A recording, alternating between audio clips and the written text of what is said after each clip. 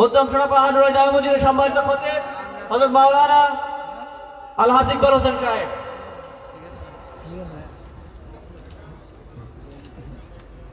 আপনাদের জন্য একটি অত্যন্ত খুশির খবর রয়েছে। খুশির খবরটি হচ্ছে আমাদের সম্মানিত আলোচক প্রধান আলোচককে দেখার জন্য আজকে এখানে অবস্থান করছে বৌদ্ধ ধর্মের একজন ভাই। তিনি গতকালকে আগ্রহ প্রকাশ করেছিলেন যে তিনি অনেক আলোচনা শুনেন, তার ভিতরে দুজন মানুষকে ওনার খুব পছন্দ। একজন হচ্ছে মিজানুর রহমান আজহারি, মুসলিম যুবকদের হৃদয়ের বর্তমানের আইডল যিনি। আরেকজন হচ্ছে আজকের মাহফিলে যিনি আমাদের প্রধান আকর্ষণ হাসিবুর রহমান, তিনি। ওনার সাথে দেখা করার জন্য আগ্রহ প্রকাশ করার পর আমরা ওনার সাথে যোগাযোগ করে ওনাকে আমরা মঞ্চে নিয়ে আসছি। উনি মঞ্চে আছেন।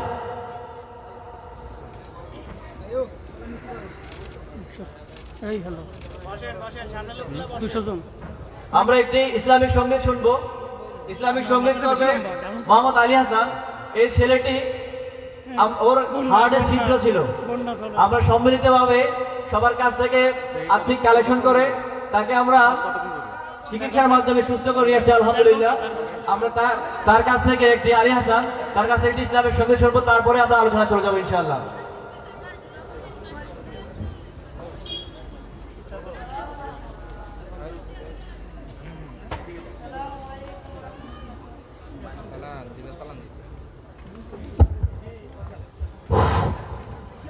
আসসালামু আলাইকুম ওয়া রাহমাতুল্লাহি ওয়া বারাকাতুহু।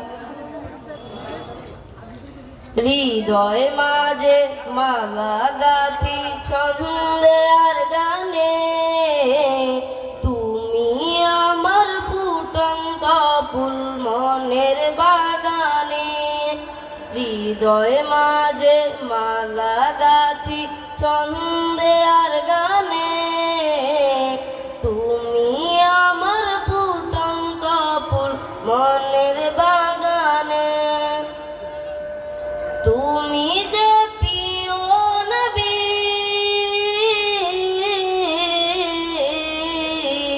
তুমি যে প্রিয় নবী, তুমি যে দেনের ছবি, তোমায় নিয়ে ভাবি আমি প্রতিক্ষণে। হৃদয় মাঝে মালা গাথি ছন্দে আর গানে, তুমি আমার ফুটন্ত ফুল মনের বাগানে। প্রেম বিরহে ঢেউ জাগে আজ বেতার সায়রে, সর্বহারত কাপুলি কি দরদা করে।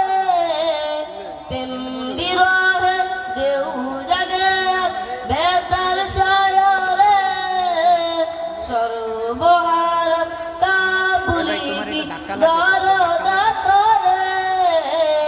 নাহি গো সুখের রবি যা কিছু আধার সবই, নাহি গো সুখের রবি যা কিছু আধার সবই।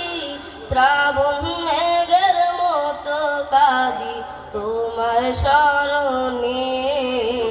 হৃদয় মাঝে মালা গাথি ছন্দে আর গানে, তুমি আমার ফুটন্ত ফুল মনের বাগানে। তোমার আশায় যায় কেটে যায় দিবস রজনী, তোমায় নিয়ে হৃদয়ে স্বপ্ন যে বুনি। তোমার আশায় যায় কেটে যায় দিবস রজনী, তোমায় নিয়ে হৃদয়ে স্বপ্ন যে বুনি। দৌড়া দেখা তুমি হয়েছি ব্যাকুল আমি, দৌড়া দেখা তুমি হয়েছি ব্যাকুল আমি। তোমার প্রেমে বলি সদা বুকের দহনে। হৃদয় মাঝে মালা গাথি ছন্দে আর গানে, তুমি আমার ফুল মনের বাগানে। তুমি যে প্রিয় নবী, তুমি যে প্রিয় নবী, তুমি যে দেনের ছবি, তোমায় নিয়ে ভাবি আমি প্রতিটি ক্ষণে, হৃদয় মাঝে মালা গাছি ছন্দে আর গানে, তুমি আমার ফুটন্ত ফুল মনের বাগানে। সালামু আলাইকুম রহমতুল্লাহি ওয়া বারাকাতুহু। সম্মানিত উপস্থিতি, আপনারা যে যেখানে আছে দয়া করে মেহেরবানি করে ওখানে বসে থাকবেন। অল্প কিছুক্ষণের মধ্যে বিদ্যুৎ সঞ্চালিত হবে ইনশাআল্লাহ।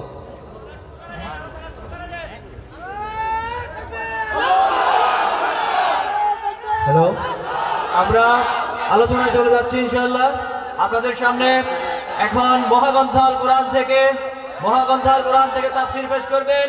আজকের মাহফিলের প্রধান আকর্ষণ মুসলিম যুবকের হৃদয়ের স্পন্দন। আজকের মাহফিলের প্রধান আকর্ষণ বিশিষ্ট ইসলামী চিন্তাবিদ গবেষক সুদূর চট্টগ্রাম থেকে আগত হযরত মাওলানা এম হাসিবুর রহমান।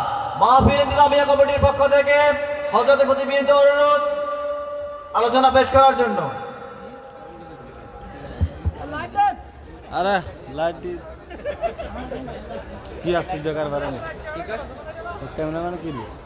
আসসালামু আলাইকুম ওয়া রাহমাতুল্লাহি ওয়া বারাকাতুহু। এরপর 600 জন আছে অনলাইনে, এরপর 600 জন আছে।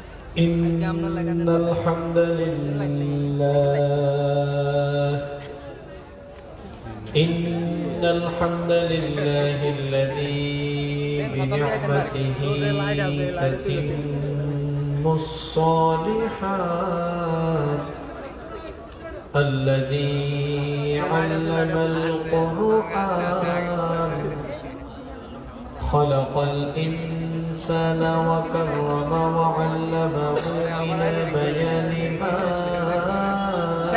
لم يعلم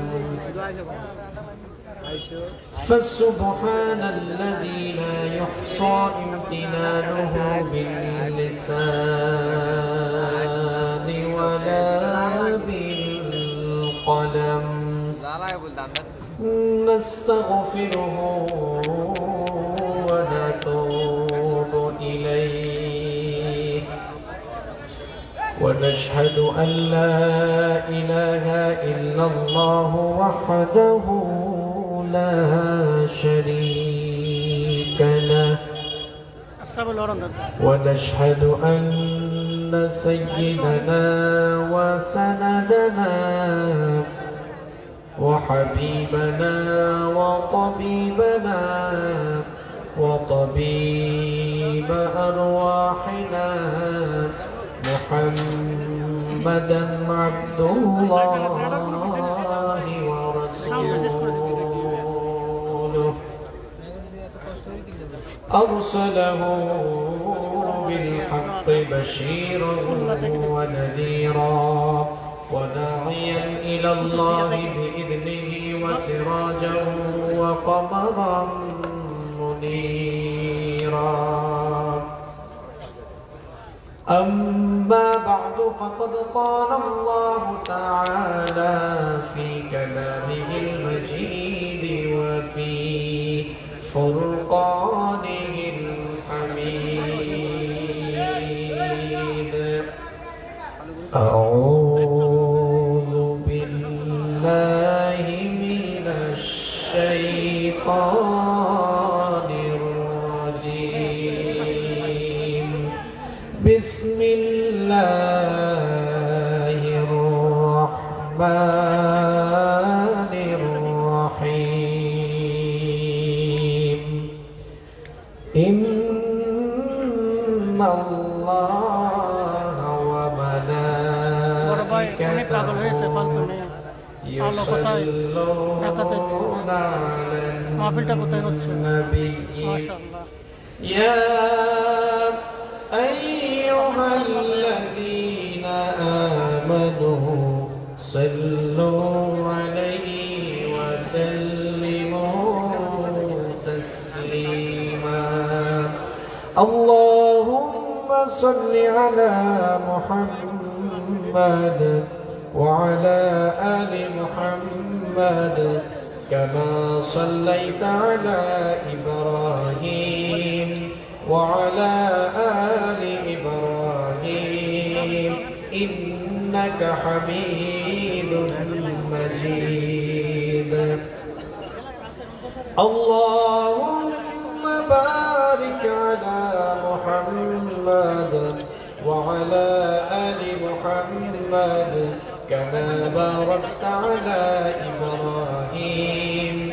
وعلى آل إبراهيم إنك حميد مجيد ربي زدني علما ربي زدني علما رب اشرح لي صدري ويسر لي أمري واحلل عقدة من لساني يفقه قولي سبحانك لا علم لنا إلا ما علمتنا إنك أنت العليم الحكيم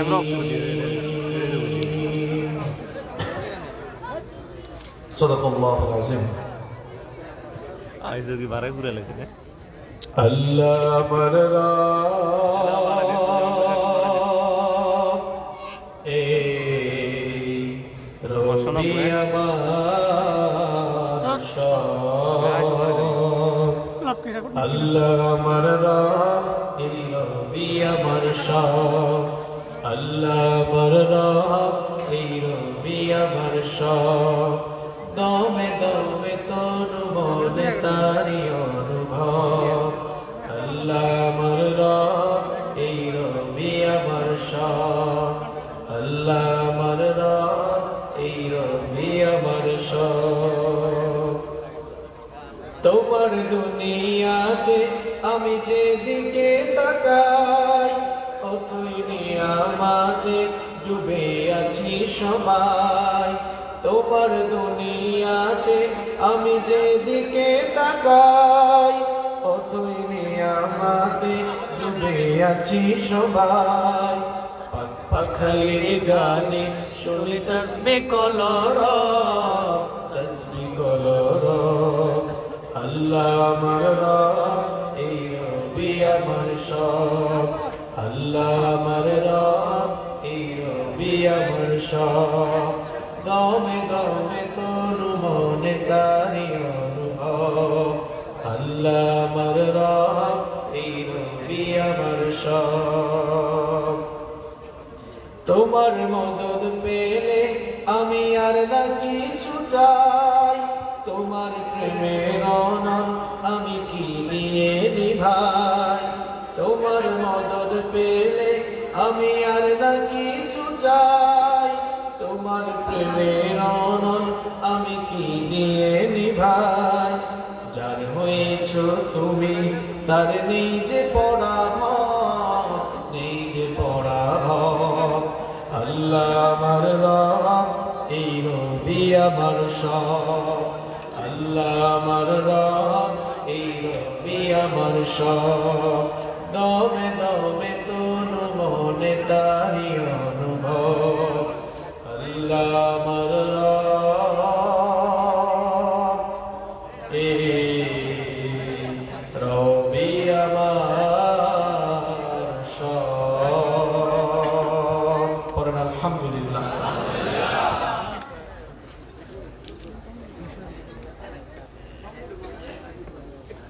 বাংলাদেশের বাণিজ্যিক রাজধানী চট্টগ্রাম জেলার মিরসরাই উপজেলার মধ্যম সোনাপাহাড় তরুণ ও যুব সমাজের উদ্যোগে আয়োজিত আজকের এই পঞ্চম বার্ষিক তাফসীরুল কোরআন মাহফিলের মোহতারাম শ্রদ্ধাভাজন সভাপতি বিশিষ্ট আলেমে দ্বীন অত্র এলাকার সকলের অত্যন্ত শ্রদ্ধাভাজন এবং প্রিয় মানুষ বিশ্বরোড নোরানি জামে মসজিদের সম্মানিত খতিব মাওলানা ইকবাল হুসাইন সাহেব আতাল আল্লাহ উমরাহু ওয়া বারাকাল্লাহু ফি হায়াতিহি, আমরা সবাই বলি আমিন। ইন্নাল উলামা ওয়ারাসাতুল আম্বিয়া, উলামায়ে কেরাম হচ্ছেন নবীগণের ওয়ারিস। পৃথিবীতে নবুয়তের এবং রিসালতের যে গেট রয়েছে সেটাকে লক করে দেওয়া হয়েছে। পৃথিবীতে আর কোনো নবী বা রসুল আর আগমন করবে না। এজন্য আল্লাহর এই জমিনে নবীগণের যারা প্রতিনিধিত্ব করবেন তারা হচ্ছেন উলামা, আলেম উলামা। এজন্যে সমাজ, সভ্যতা এবং রাষ্ট্র যাদেরকে দেখে শিখবে তারা হচ্ছেন আল উলামা। কারণ উলামায়ে কেরাম মুসলিম কমিউনিটি, মুসলিম সোসাইটিকে তারা প্রতিনিধিত্ব করেন। এজন্য উলামায়ে কেরামকে সকল জায়গায় সচেতন থাকতে হবে। চলাফেরার ক্ষেত্রে, কথাবার্তা বলার ক্ষেত্রে, সকল জায়গায় সাবধানতা, সচেতনতা অবলম্বন করতে হবে। কারণ আমাদেরকে দেখে মানুষ শিখবে। কথাগুলো এই জন্যই বলছি, আপনাদেরকে কষ্ট দেওয়ার জন্য বলছি না। আমরা যারা হজ করেছি আমরা কখনোই নামের আগে হাজি কিংবা আলহাজ লাগাবো না। আমরা এই সমাজকে পরিবর্তন করে দিতে হবে। আমরা যদি, এই যে একটা কবিতা আছে না, আমরা যদি না জাগি না, আমাদের ঘুম যদি ভাঙাতে হয়, ঘুমন্ত বিবেককে যদি জাগ্রত করতে হয়, আলেম ওলামাদেরকে পরিবর্তনের ধাক দিতে হবে। নামের আগে হাজি কিংবা আলহাজ লাগানো এটা এক ধরনের রিয়া। ইসলামিক শরিয়া এটাকে সাপোর্ট করে। হয়তো আয়োজক কমিটির ভাইয়েরা এটা লাগিয়েছেন। যেমন আমি বাংলাদেশের বিভিন্ন জায়গায় মাহফিলে যাই, আমাদের নামের আগে লাগিয়ে দেয়। এটা অনেক ভাইরা লাগান। এখন আপনারা বলেন, আমাদের নবী মুহাম্মাদুর রাসূলুল্লাহ সাল্লাল্লাহু আলাইহি ওয়াসাল্লাম তিনি কি হজ করেন নাই? সবাই জবাব দেন, করেছেন কিনা? আমরা কি বলি হাজি মুহাম্মদ সাল্লাল্লাহু আলাইহি ওয়াসাল্লাম? কোথাও লিখে আছে? আবু বকর রাদিয়াল্লাহু আনহু হজ করেছেন কিনা? আমার কথায় মনে হয় আপনারা কষ্ট পেয়েছেন। কষ্ট পাইলেও আমার কিছু করার নেই, এটা আমার অভ্যাস। যারা আমাকে চিনেন আপনারা জানেন আমি সোজা সাপটা কথা বলতে বেশি পছন্দ করি। কই আমরা তো কখনো বলি না আলহাজ আবু বকর রাদিয়াল্লাহু আনহু, বলেন নাকি আপনারা? ওমর ইবনুল খাত্তাব রাদিয়াল্লাহু আনহুর নাম বলার ক্ষেত্রে আমরা কি বলি যে হাজী ওমর রাদিয়াল্লাহু আনহু? উসমান বিন আফফান রাদিয়াল্লাহু আনহু এর নাম বলার আগে আমরা কি বলি আলহাজ উসমান রাদিয়াল্লাহু আনহু? আলী রাদিয়াল্লাহু আনহু নামের আগে কি আমরা বলি হাজী আলী রাদিয়াল্লাহু আনহু? আপনারা লাগান কেন? আরবিয়ান কান্ট্রিগুলোতে সফর করে দেখবেন তারা কেউ ডাকে না। অনেকে এখন আবার যুক্তি দিবে, হুজুর আমরা তো হারামে গেলে ডাক দেই, ইয়া হাজ্জি বলে, ডাকে না? এটা তো আরবি শব্দ ভাই। ওখানে গিয়েছেন, ওই পুলিশ আপনাকে চিনে না, তা আপনাকে ডাকতেছে ইয়া হাজ্জি বলে, মানে যিনি হজ করতে এসেছেন তাকে বলা হয় কি? যেমন আপনাদের মসজিদে নতুন কোনো মুসল্লি আসলে তার নাম না জানলে আপনারা কি বলেন? যে মুসল্লি একটু সামনে আগান। কিন্তু তাই বলে কি যাকে আপনি মুসল্লি ডাকলেন এই লোকটাকে পোস্টারে সবসময় লেখে মুসল্লি আব্দুল করিম? তাহলে আপনি হজ করে এসে হাজি অমুক লাগান কেন? হজ তো জীবনে একটা ফরজ।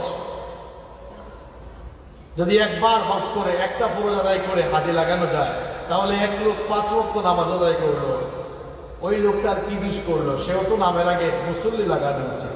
এরকম সবাই যদি নামের আগে লাগানো, টাইটেল লাগানো শুরু করে, তাহলে তো মূল নাম আর খুঁজে পাওয়া যাবে না। আমাদের দেশে একটা কুসংস্কার আমি দেখেছি বিভিন্ন জায়গায়, হাজি যদি 2 বার হজ করে কয় ব্র্যাকেটে লিখে দিও ডাবল হাজি, 3 বার করলে কয় ব্র্যাকেটে লিখে দিও আমি ট্রিপল হাজি, মানুষ যেন জানে। আর 3 বারের বেশি হজ করেছি, খবরদার আমার নামের আগে হাজি লিখতে পারবা না। কি লিখবা? আলহাজ। এই রিয়া, এই অপসংস্কৃতি, এই কুসংস্কার বাংলাদেশ, ভারত এবং পাকিস্তান, এই তিনটি দেশে সবচাইতে বেশি। এখান থেকে আমাদের বের হয়ে আসার দরকার আছে না নাই? আপনারাও আজকে এই কথাগুলো শোনার পরে লাগাবেন তো ইনশাআল্লাহ? হ্যাঁ, আল্লাহ আমাদেরকে বুঝার তৌফিক দান করেন। আজকের মাহফিলে আমার আগে কথা বলেছেন বিশিষ্ট ইসলামী চিন্তাবিদ, বাড়িয়ারহাট কেন্দ্রীয় জামে মসজিদের সম্মানিত খতিব, আপনাদের সকলের অত্যন্ত সুপরিচিত, সকলের অত্যন্ত প্রিয় মানুষ হযরত মাওলানা মুহাম্মদ নিজামুদ্দিন আনসারী হাফিজাহুল্লাহ ওয়া রাআহ। কথা বলেছেন ঐতিহাসিক ছুটিখা জামে মসজিদের সম্মানিত খতিব মাওলানা নুরুল আলম তৌহিদি হাফিজাহুল্লাহ ওয়া রাআহ। কথা বলেছেন বিশিষ্ট ইসলামী চিন্তাবিদ, গোলারপাড় জগৎজীবনপুর জামে মসজিদের সম্মানিত খতিব, আমার অত্যন্ত স্নেহভাজন ছোট ভাই, খুব চমৎকার করে কথা বলে, পড়াশোনা করে কথা বলার চেষ্টা করে, মাওলানা মোহাম্মদ হাসান। আজকের এই মাহফিলেও তার অনেক কন্ট্রিবিউশন রয়েছে, আমরা তার জন্য দোয়া করছি। আল্লাহ তাআলা তাকে যেন দ্বীনের একজন একনিষ্ঠ খাদেম হিসেবে কবুল করে নেন, আমরা বলি আমিন। মাহফিলের ডায়াসে বসে আছেন আপনাদের অত্র অঞ্চলের সম্মানিত এবং বিশিষ্ট ব্যক্তিবর্গ। আজকের প্রোগ্রামে এসেছেন বিভিন্ন রাজনৈতিক দলের সম্মানিত নেতৃবৃন্দ, সামাজিক নেতৃবৃন্দ। আজকের মাহফিলে এসেছেন বিভিন্ন স্কুল এবং মাদ্রাসার সম্মানিত শিক্ষক মণ্ডলী।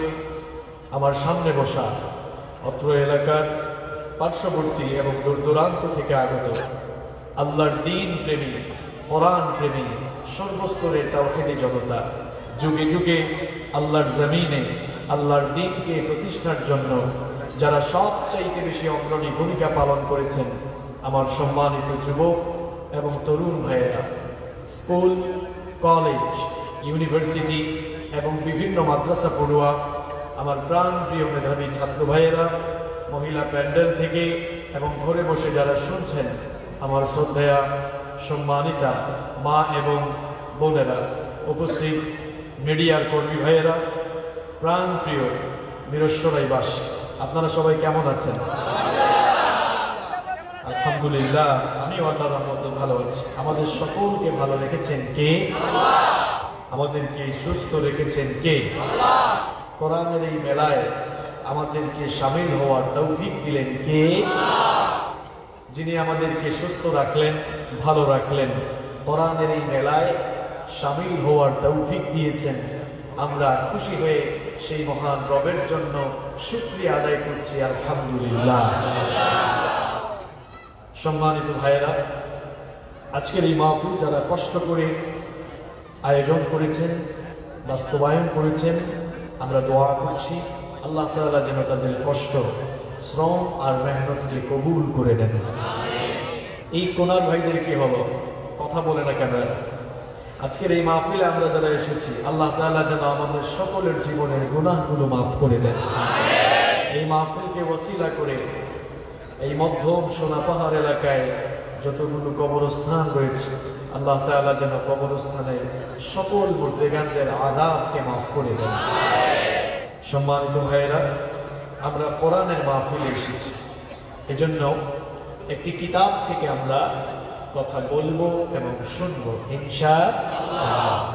যে বই থেকে আমরা কথা বলবো, আলোচনা করবো এবং শুনবো, সেই বইটার নাম কি?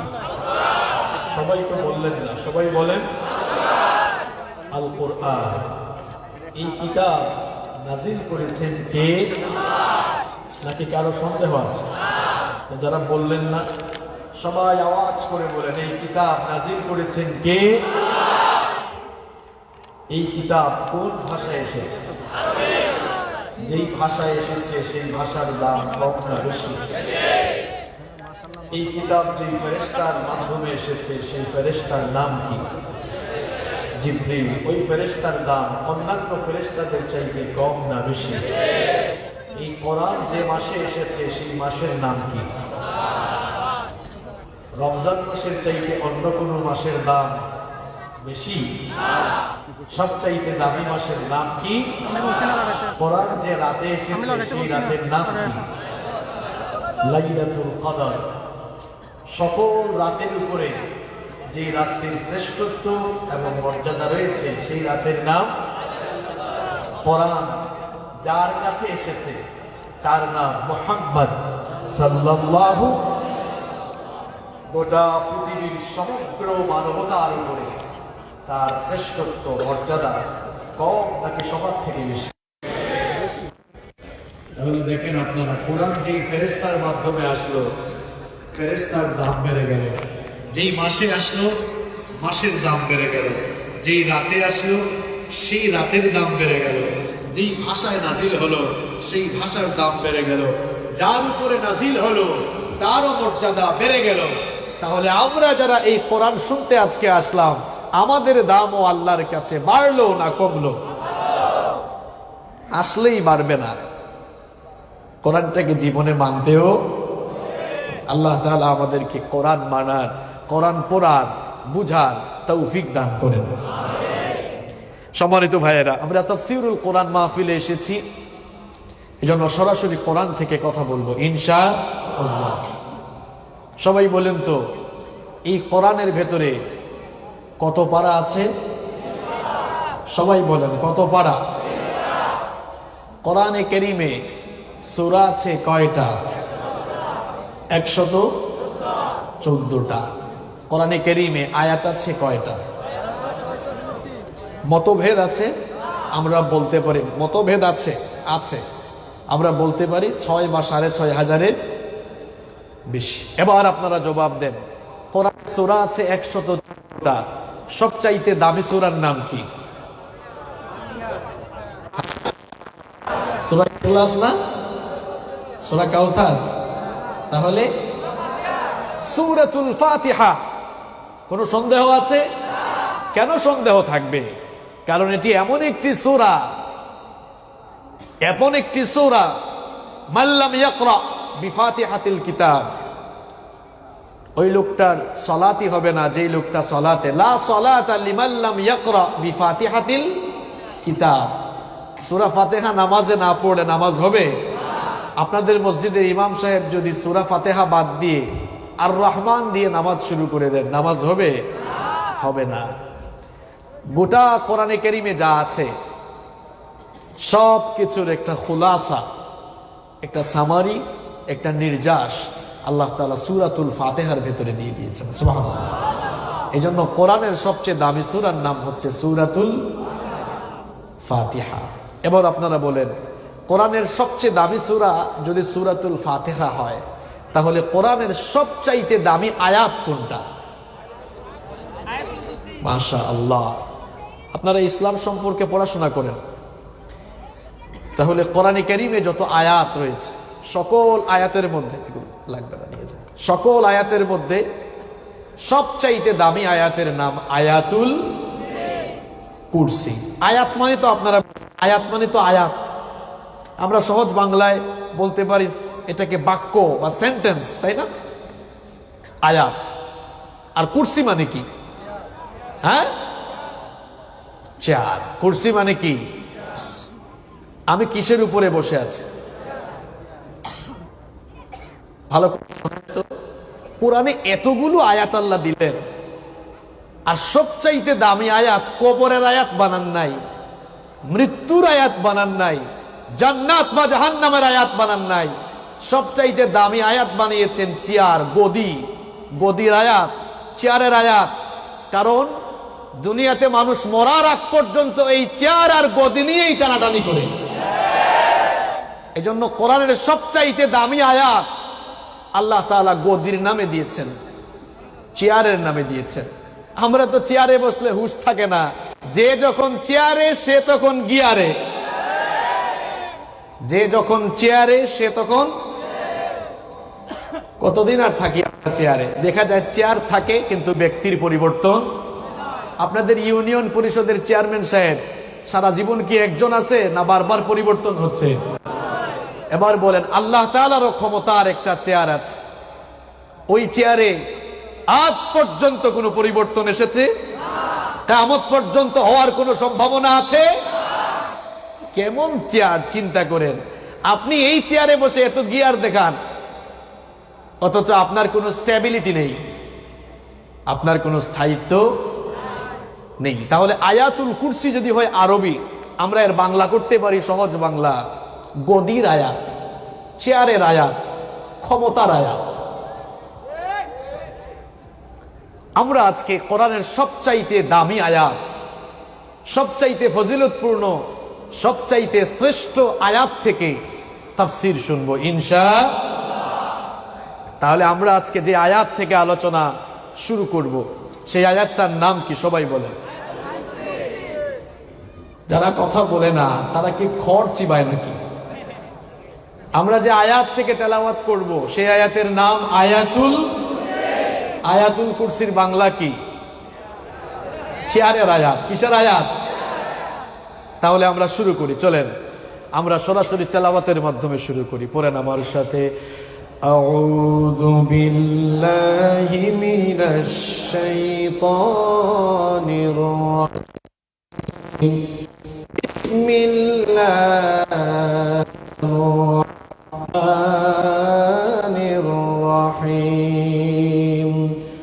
আল্লাহু লা ইলাহা ইল্লা হুয়াল হাইয়ুল কাইয়্যুম লা তাখুযুহু সিনাতুন ওয়ালা নাওম লাহু মা ফিস সামাওয়াতি ওয়া মা ফিল আরদ মান যাল্লাযী ইয়াশফা'ু 'ইনদাহু ইল্লা বিইذনিহি ইয়া'লামু মা বাইনা আইদিহিম ওয়া মা খালফাহুম ওয়া লা ইউহীতুনা বিশাইইন মিন ইলমিহি ইল্লা বিমা শা'a ওয়াসি'a কুরসিয়্যুহু আস-সামাওয়াতি ওয়াল আরদ ওয়া লা ইয়াউদুহু হিফযুহুমা ওয়া হুয়াল আলিয়্যুল আযীম। সাদাকাল্লাহুল আযীম। যে আয়াতটি পড়লাম এই আয়াতটির নাম হচ্ছে আয়াতুল। সর্বপ্রথম আমরা এর বাংলা অনুবাদ জেনে নিব। আল্লাহ তাআলা বলছেন, আল্লাহু লা ইলাহা ইল্লা হুয়াল হাইয়ুল কাইয়্যুম। আল্লাহ হচ্ছেন তিনি যিনি ছাড়া কোনো ইলাহ নেই, কোনো মাবুদ নেই, আর তিনি হচ্ছেন চিরঞ্জীব, চিরস্থায়ী সত্তা। লা তাখুযুহু সিনাতুন ওয়ালা নাওম। তন্দ্রা বা ঘুম তাকে কখনো স্পর্শ করতে পারে না, আচ্ছন্ন করতে পারে না। লাহু মা ফিস সামাওয়াতি ওয়া মা ফিল আরদ। আসমান সমূহ, তার মানে আসমান একটা নয়, সামা মানে হচ্ছে একটা আকাশ, আর সামাওয়াত মানে আকাশ সমূহ। আকাশ কয়টা সেটাও আল্লাহ তাআলা কোরআনে বলেছেন, আকাশের সংখ্যা হচ্ছে 7। দেখেন আল্লাহর চেয়ারের ক্ষমতা বুঝেন ভাই আপনি। আজ একটা ইউনিয়নের চেয়ারে বসে, সামান্য একটা ইউনিয়ন নিয়েই তো এই চেয়ারে বসে যে গিয়ার দেখান, আর আল্লাহ তাআলা বলছেন লাহু মা ফিস সামাওয়াতি ওয়া মা ফিল আরদ। আসমান সমূহ আর জমিনের একচ্ছত্র মালিকানা কার?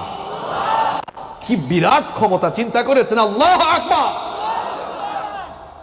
মান যাল্লাযী ইয়াশফা'ু 'ইনদাহু ইল্লা বিইذনিহি। এমন কে আছে যে তার অনুমতি ছাড়া আল্লাহর কাছে সুপারিশ করতে পারে? এমন কে আছে? ইয়ালামু মা বাইনা আইদিহিম ওয়া মা খালফাহুম। তোমাদের সম্মুখে এবং পশ্চাতে যা কিছু হয় সব কিছু সম্পর্কে তিনি অবগত। ওয়ালা ইউহিতুনা বিশাইইন মিন ইলমিহি ইল্লা বিমা শা'a। একমাত্র তিনি যতটুকু ইচ্ছা করেন তা ব্যতীত তার জ্ঞানের কিছুই তারা আয়ত্ত করতে পারে না। ওয়াসি'a কুরসিয়্যুহু আস-সামাওয়াতি ওয়াল আরদ। আল্লাহ তাআলার গদি, আল্লাহ তাআলার সিংহাসন, আল্লাহ তাআলার এই চেয়ার আসমান সমূহ এবং জমিনকে পরিব্যাপ্ত করে আছে। ওয়ালা ইয়াউদুহু হিফযুহুমা, গোটা বিশ্বজগৎ তথা আসমান সমূহ আর জমিনের সকল কিছু পরিচালনা করেও তিনি কখনো ক্লান্ত হন না, পরিশ্রান্ত হয়ে যান না। ওয়া হুয়াল আলিয়্যুল আযীম, তিনি হচ্ছেন সুউচ্চ এবং সুমহান সত্তা। এই হচ্ছে আয়াতুল কুরসির সহজ সরল বঙ্গানুবাদ। এবার আসেন এই সূরা থেকে আমরা কিছু কথা বলে এর থেকে লেসন, এর থেকে মেসেজ, এর থেকে শিক্ষা নিয়ে বাড়ি ফেরার চেষ্টা করব আজকে ইনশাআল্লাহ। আয়াতুল কুরসি হচ্ছে সকল আয়াতসমূহের নেতা, সকল আয়াতের উপরে এর শ্রেষ্ঠত্ব। এই আয়াতটি হচ্ছে কোরআনে কারীমের সবচাইতে দামি আয়াত, সবচাইতে ফজিলতপূর্ণ আয়াত। এখন প্রশ্ন হলো, কি কারণে এই আয়াতটি কোরআনের সকল আয়াতের উপরে শ্রেষ্ঠত্ব লাভ করলো? এর বেশ কয়েকটি কারণ রয়েছে। কারণগুলো হলো এই আয়াতের ভেতরে আল্লাহ সুবহানাহু ওয়া তাআলা তার নিজের পরিচয় তুলে ধরেছেন। এই আয়াতের ভেতরে আল্লাহ সুবহানাহু ওয়া তাআলা ইসমুল্লাহিল আযম, যেটাকে আমরা বলি ইসমে আযম, ইসমে আযম এই আয়াতের ভেতরে আল্লাহ তাআলা দিয়েছেন। এই আয়াতের ভেতরে আল্লাহ তাআলা তার সার্বভৌম ক্ষমতার পরিচয় দিয়েছেন। এই আয়াতের মধ্যে আল্লাহ তাআলা বিশ্বজগতের সুন্দর, সুনিপুণ এবং শৃঙ্খলাপূর্ণ পরিচালন ব্যবস্থার নিখুঁত বর্ণনা দিয়েছেন। এই জন্য কোরআনুল কারীমের অন্যান্য আয়াতের চাইতে এই আয়াতটি সবচাইতে বেশি ফজিলতপূর্ণ, সবচাইতে শ্রেষ্ঠ আয়াত। আয়াতুল কুরসি হলো কোরআনে কারীমের সবচাইতে ফজিলতপূর্ণ আয়াত, কোরআনে কারীমের সবচাইতে দামি আয়াত। মুসলিম শরীফের বর্ণনায় হাদিস এসেছে, আন উবাই বিন কাব রাদিয়াল্লাহু আনহু قال قال رسول الله صلى الله عليه وسلم يا أبا المنذر أتدري أي آية من كتاب الله معك أعظم। উবাই বিন কাব রাদিয়াল্লাহু আনহু হাদিসটি বর্ণনা করেছেন। তিনি বলছেন, একবার বিশ্বনবী সাল্লাল্লাহু আলাইহি ওয়াসাল্লাম আমাকে প্রশ্ন করলেন, হে আবাল মুনজির, বলো তো দেখি কোরআনে কারীমে যত আয়াত রয়েছে তার মধ্যে সবচাইতে দামি আয়াত কোনটা, তার মধ্যে সবচাইতে ফজিলতময় আয়াত কোনটা? তিনি তখন বললেন, কুলতু আল্লাহু ওয়া রাসূলুহু আ'লাম, ওগো আল্লাহর রাসূল, আল্লাহ এবং তার রাসূল এ ব্যাপারে সবচাইতে ভালো জানেন। উবাই বিন কাব রাদিয়াল্লাহু আনহু বলছেন, বিশ্বনবী সাল্লাল্লাহু আলাইহি ওয়াসাল্লাম পুনরায় আমার কাছে জানতে চাইলেন, ইয়া আবাল মুনজির আতাদরি আইয়ু আয়াতিন মিন কিতাবিল্লাহি মাকা আযম, বলো তো দেখি কোরআনের সবচাইতে দামি আয়াত কোনটা? তোমার কাছে কি মনে হয় বলো, কোরআনের সবচাইতে ফজিলতপূর্ণ আয়াত কোনটা? উবাই বিন কাব রাদিয়াল্লাহু আনহু তখন বললেন, আমি তখন আল্লাহর নবীকে বললাম, ওগো আল্লাহর নবী, আমার তো মনে হয় কোরআনে কারীমের ভেতরে সবচাইতে দামি আয়াতের নাম হলো আয়াতুল কুরসি। বিশ্বনবী সাল্লাল্লাহু আলাইহি ওয়াসাল্লাম তখন ফাদরাবা ফি সাদরি, উবাই বিন কাব রাদিয়াল্লাহু আনহুর বক্ষের মধ্যে মৃদু আঘাত করে বললেন, ওয়াল্লাহু ওয়াল্লাহি লিয়াহনিকাল ইলমু ইয়া আবাল মুনজির, হে আবাল মুনজির, কোরআনের ব্যাপারে তোমার যে এই জ্ঞান রয়েছে এজন্য তোমায় আমি ধন্যবাদ জানাই। সুবহানাল্লাহ। অর্থাৎ তার কথায় বিশ্বনবী সমর্থন দিলেন। আয়াতুল কুরসি, এই আয়াতটি এত ফজিলতপূর্ণ আয়াত, বিশ্বনবী সাল্লাল্লাহু আলাইহি ওয়াসাল্লাম বলেছেন, মান ক্বারাআ আয়াতাল কুরসি দুবুরা কুল্লি সালাতিন মাকতুবা লাম ইয়ামনাহু মিন দুখুলিল জান্নাতি ইল্লাল মাউত। বিশ্বনবী সাল্লাল্লাহু আলাইহি ওয়াসাল্লাম বললেন, আল্লাহর যে বান্দা কিংবা আল্লাহর যে বান্দি প্রত্যেক ফরজ নামাজের পরে আয়াতুল কুরসি নিয়মিত তেলাওয়াত করে, আর আয়াতুল কুরসির ভেতরে থাকা বিষয়গুলোকে যারা নিজের ব্যক্তি জীবনে আমল করে, ওই লোকটা জান্নাতে যাওয়ার জন্য মৃত্যু ছাড়া মাঝখানে আর কোনো বাধা থাকে না। আরো আসতে বলেন সুবহানাল্লাহ। এত দামি একটি আয়াত রাসূল করিম সাল্লাল্লাহু আলাইহি ওয়াসাল্লাম বললেন, প্রত্যেক ফরজ নামাজের পরে যারা এই আয়াতুল কুরসি তেলাওয়াত করবে, এই লোকটা জান্নাতে যাওয়ার জন্য মৃত্যু ছাড়া আর কিছু বাকি নাই, মরে গেলেই তাকে জান্নাত দিবেন কে? আপনারা মনে করছেন হুজুর জান্নাতে যাওয়ার সহজ একটা টিপস পেয়ে গেছি, এখন থেকে যা মন চায় করবো। কিন্তু নামাজে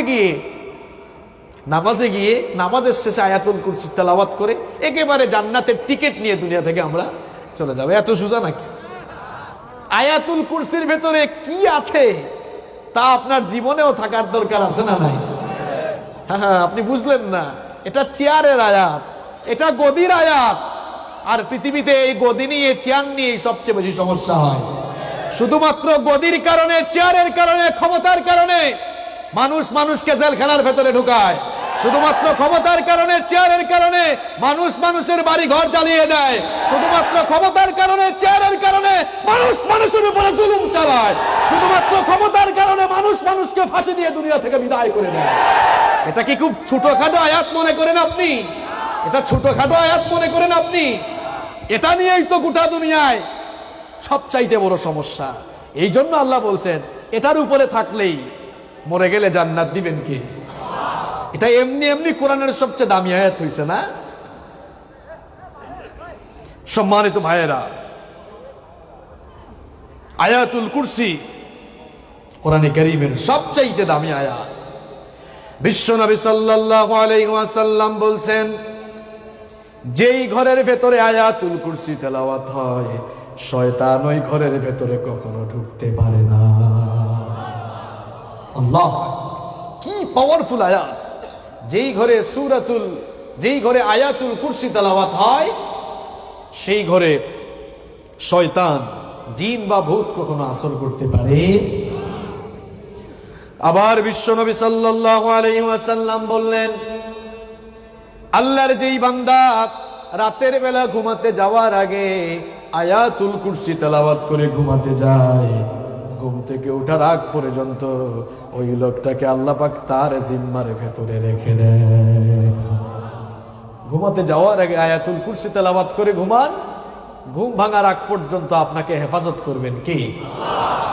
আবার বিশ্বনবী সাল্লাল্লাহু আলাইহি ওয়াসাল্লাম বললেন, ঘুম থেকে ওঠার পরে সকালবেলা আল্লাহর যেই বান্দা আয়াতুল কুরসি তেলাওয়াত করে নেয়, সন্ধ্যা হওয়ার আগ পর্যন্ত ওই লোকটাকে আল্লাহ তাআলা তার জিম্মায় রেখে হেফাজত করেন। তাহলে এই আয়াতের দাম কম না বেশি? তাহলে একটা হোমওয়ার্ক নিয়ে আজকে বাড়ি যান। আয়াতুল কুরসি যাদের মুখস্থ আছে আলহামদুলিল্লাহ ভালো, যাদের মুখস্থ নেই এই আয়াতটা মুখস্থ করার দরকার আছে না নাই? আয়াতুল কুরসির মধ্যে ছোট ছোট 10টা অংশ আছে। আপনি 10 দিন টাইম নেন, যেমন আল্লাহু লা ইলাহা ছোট একটা অংশ একদিনে মুখস্থ করেন, আল হাইয়ুল কাইয়ুম আরেকটা অংশ, এরকম 10টা অংশ আছে। 3 নম্বর অংশ হচ্ছে লা তাখুযুহু সিনাতু ওয়ালা নাওম। এভাবে ছোট ছোট অংশ 10 দিনে মুখস্থ করা যাবে না? বলেন ইনশাআল্লাহ। আল্লাহ তাআলা আপনাদেরকে তৌফিক দান করেন। আয়াতুল কুরসি আরেকটি কারণে এত ফজিলতময় আয়াত, কারণ এই আয়াতুল কুরসির ভেতরে আল্লাহ তাআলা ইসমে আযম, ইসমে আযম কি? ইসমে আযম হচ্ছে আল্লাহ তাআলার মহান নাম। এই আয়াতুল কুরসির ভেতরে আল্লাহ তাআলা ইসমে আযম ঢুকিয়ে দিয়েছেন। সুবহানাল্লাহ। ইসমে আযম এত ফজিলতপূর্ণ, বিশ্বনবী সাল্লাল্লাহু আলাইহি ওয়াসাল্লাম বলেছেন, আল ইসমুল আযমুল্লাযী ইযা দুইয়া বিহি আজাবা ওয়া ইযা সুইলা বিহি আতা। আল্লাহর কোন বান্দা যখন ইসমুল আযম, আল্লাহর সুন্দর নাম, আল্লাহর মহান নাম নিয়ে যখনই আল্লাহর কাছে দোয়া করে, যখনই আল্লাহকে ডাকে, আল্লাহ তাআলা ওই বান্দার ডাকের জবাব দেন। ইসমে আযম দিয়ে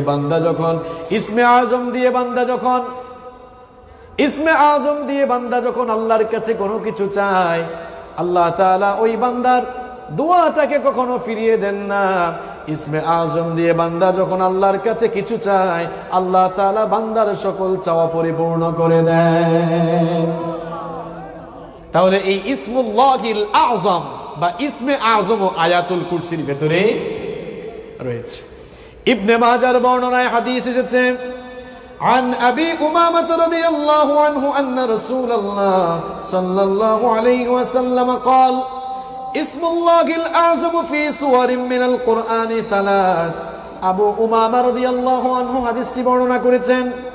তিনি বলেছেন বিশ্বনবী সাল্লাল্লাহু আলাইহি ওয়াসাল্লাম বলেছেন আল্লাহ তাআলা কোরআনে কারীমের 3টি সূরার ভেতরে ইসমে আযম দিয়েছেন।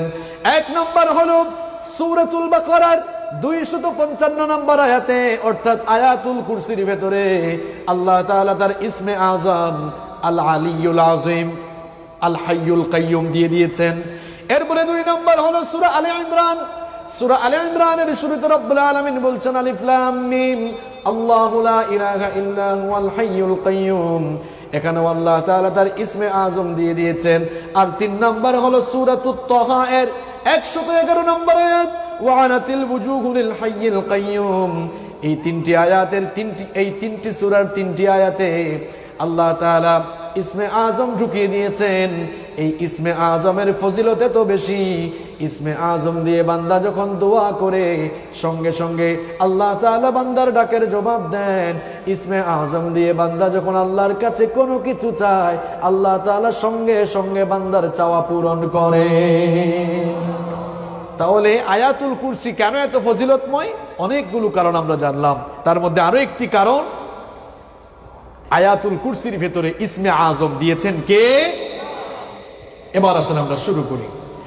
আল্লাহ তাআলা এই আয়াত শুরু করছেন এভাবে, পড়েন আমার সাথে, আল্লাহু লা ইলাহা ইল্লা হুয়াল হাইয়ুল কাইয়ুম। কোরআন তেলাওয়াত করতে আপনাদের কষ্ট লাগে নাকি? তাহলে পড়েন আমার সাথে, আল্লাহু লা ইলাহা ইল্লা হুয়াল হাইয়ুল কাইয়ুম। ভালোভাবে কান লাগান, শুরু হয়েছে আয়াতুল কুরসি। আল্লাহ তাআলা বলছেন আল্লাহ তিনি হচ্ছেন এমন এক সুমহান সত্তা যিনি ছাড়া কোনো ইলাহ নাই, যিনি ছাড়া কোনো মাবুদ নাই। আল্লাহ এটি হচ্ছে আল্লাহ তাআলার ইসমুদ্দাত, সত্তাগত নাম। এটা আল্লাহ তাআলার জাতি নাম। আল্লাহ ছাড়াও আল্লাহ তাআলার আরো 99টি সিফাতি নাম রয়েছে। আল্লাহ তাআলার সিফাতি যতগুলো নাম রয়েছে, গুণবাচক যতগুলো নাম রয়েছে, সকল গুণবাচক নামগুলোকে একত্রিত করলেও আল্লাহ শব্দের সমান হবে না। কারণ আল্লাহ এটি হচ্ছে এমন একটি নাম, এই নামের ভেতরে আল্লাহ তাআলার শ্রেষ্ঠত্ব, বিরাটত্ব, মহানত্ব, তার সকল প্রকার গুণাবলী, রুবুবিয়তের সকল প্রকার সিফা এই নামটির ভেতরে রয়েছে। সুবহানাল্লাহ। পৃথিবীতে মানুষ স্রষ্টাকে বিভিন্ন নামে ডাকে, আল্লাহ ছাড়া আল্লাহ পাককে অন্য কোনো নামে ডাকলে এর হক আদায় হয় না। যেমন আমরা যদি বলি খালিক, খালিক মানে কি? সৃষ্টিকর্তা। তাহলে এই খালিকের কাজ কি? সৃষ্টি করা। এখন আল্লাহর কাজ কি শুধু সৃষ্টি করা, নাকি সৃষ্টিকে দেখাশোনাও করা? এরপরে আমরা যদি বলি মালিক, মালিক মানে কি? বাদশাহ। তাহলে আল্লাহ তাআলা তো গোটা দুনিয়ার বাদশাহ। আমরা যদি বলি রাজ্জাক, রাজ্জাক মানে যিনি রিজিক দান করেন, তাহলে রিজিক দেওয়া ছাড়া কি আল্লাহর আর কোনো কাজ নাই? এখন যদি বলি আল্লাহ অর্থ কি, এখন কি বলবেন আপনি? এক কথায় আল্লাহ হচ্ছেন তিনি, আল্লাহ হচ্ছেন তিনি। সিফাতি যত গুণবাচক নাম রয়েছে, সকল গুণের মূল জিনিস যেই নামটার ভেতরে রয়েছে এবং সকল কিছুর পূর্ণতা যার মধ্যে রয়েছে, তিনি হচ্ছেন আল্লাহ। পৃথিবীতে বিভিন্ন ধর্মের মানুষরা স্রষ্টাকে বিভিন্ন নামে ডাকছে। কেউ বলছে ভগবান, কেউ বলছে ঈশ্বর, কেউ বলছে গড। এই যে এরা স্রষ্টাকে বিভিন্ন নামে ডাকছে, প্রত্যেকটি শব্দের বহুবচন হয়, স্ত্রীলিঙ্গ হয়। যেমন ভগবান, এর স্ত্রীলিঙ্গ হচ্ছে ভগবতী। ঈশ্বর, ঈশ্বরী, পরমেশ্বর, পরমেশ্বরী। আবার যারা গড গড ইজ উল্টায় ফেললে কিন্তু অবস্থা আরো খারাপ। কিন্তু আমরা রব্বুল আলামিনকে এমন একটি শব্দ দিয়ে ডাকছি, শব্দটি হচ্ছে আল্লাহ। শব্দটি কি? এই শব্দ দিয়ে আল্লাহ সুবহানাহু ওয়া তাআলার যেমন পরিচয় পাওয়া যায়, তেমনি এই শব্দটিকে কেউ যদি ভেঙে টুকরো টুকরো করে এই শব্দের প্রত্যেকটি বর্ণ, প্রত্যেকটি অক্ষরকে আলাদা করে ফেলে, তাও আমার আল্লাহর পরিচয় পাওয়া যাবে। সুবহানাল্লাহ। যেমন আল্লাহ, এই শব্দ দিয়ে রব্বুল আলামিন কোরআনুল কারীমের অসংখ্য আয়াতে তার নিজের পরিচয় দিয়েছেন। কোরআনে কারীমের 39 নম্বর সূরা সূরাতুজ জুমারের 62 নম্বর আয়াতে রব্বুল আলামিন তার এই আল্লাহ, এই নাম, এই শব্দ দিয়ে তার পরিচয় এভাবে দিলেন, আল্লাহু খালিকু কুল্লি শাইইন ওয়া হুয়া আলা কুল্লি শাইইন ওয়াকিল। আল্লাহ তাআলা বলছেন, আল্লাহ হচ্ছেন সেই মহান সত্তা যিনি সকল কিছুকে সৃষ্টি করেছেন আর সকল কিছুকে যিনি তত্ত্বাবধায়ন করছেন, তিনি হচ্ছেন আল্লাহ। এবার আল্লাহ এই শব্দ থেকে যদি শব্দের প্রথম অক্ষর আলিফ আপনি বাদ দিয়ে দেন, থাকবে লিল্লাহ। এই লিল্লাহ দিয়েও কিন্তু আমার আল্লাহর পরিচয় দেয়া যাবে। কোরআনে কারীমের 5 নম্বর সূরা সূরাতুল মাইদা এর 120 নম্বর আয়াতে আল্লাহ তাআলা তার এই লিল্লাহ দিয়ে পরিচয় দিয়েছেন, লিল্লাহি মুলকুস সামাওয়াতি ওয়াল আরদি ওয়া মা ফিহিন ওয়া হুয়া আলা কুল্লি শাইইন কাদির। আল্লাহ তাআলা বলছেন, আসমান সমূহ আর জমিন, আসমান সমূহ এবং জমিন আর এর মাঝে সব কিছুর মালিকানা কার কাছে? আর তিনি হচ্ছেন সকল বিষয়ে চূড়ান্ত ক্ষমতাবান।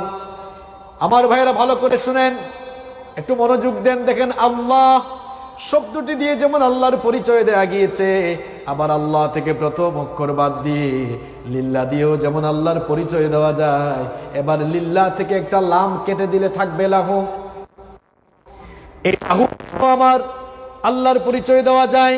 কোরআনে কারীমের 42 নম্বর সূরা সূরাতুশ শুরা এর 12 নম্বর আয়াতে রব্বুল আলামিন সুন্দর করে বলছে, লাহু মাকালিদুস সামাওয়াতি ওয়াল আরদ ইয়াবসুতুর রিজকা লিমান ইয়াশাউ ওয়া ইয়াকদিরু ইন্নাহু বিকুল্লি শাইইন আলীম।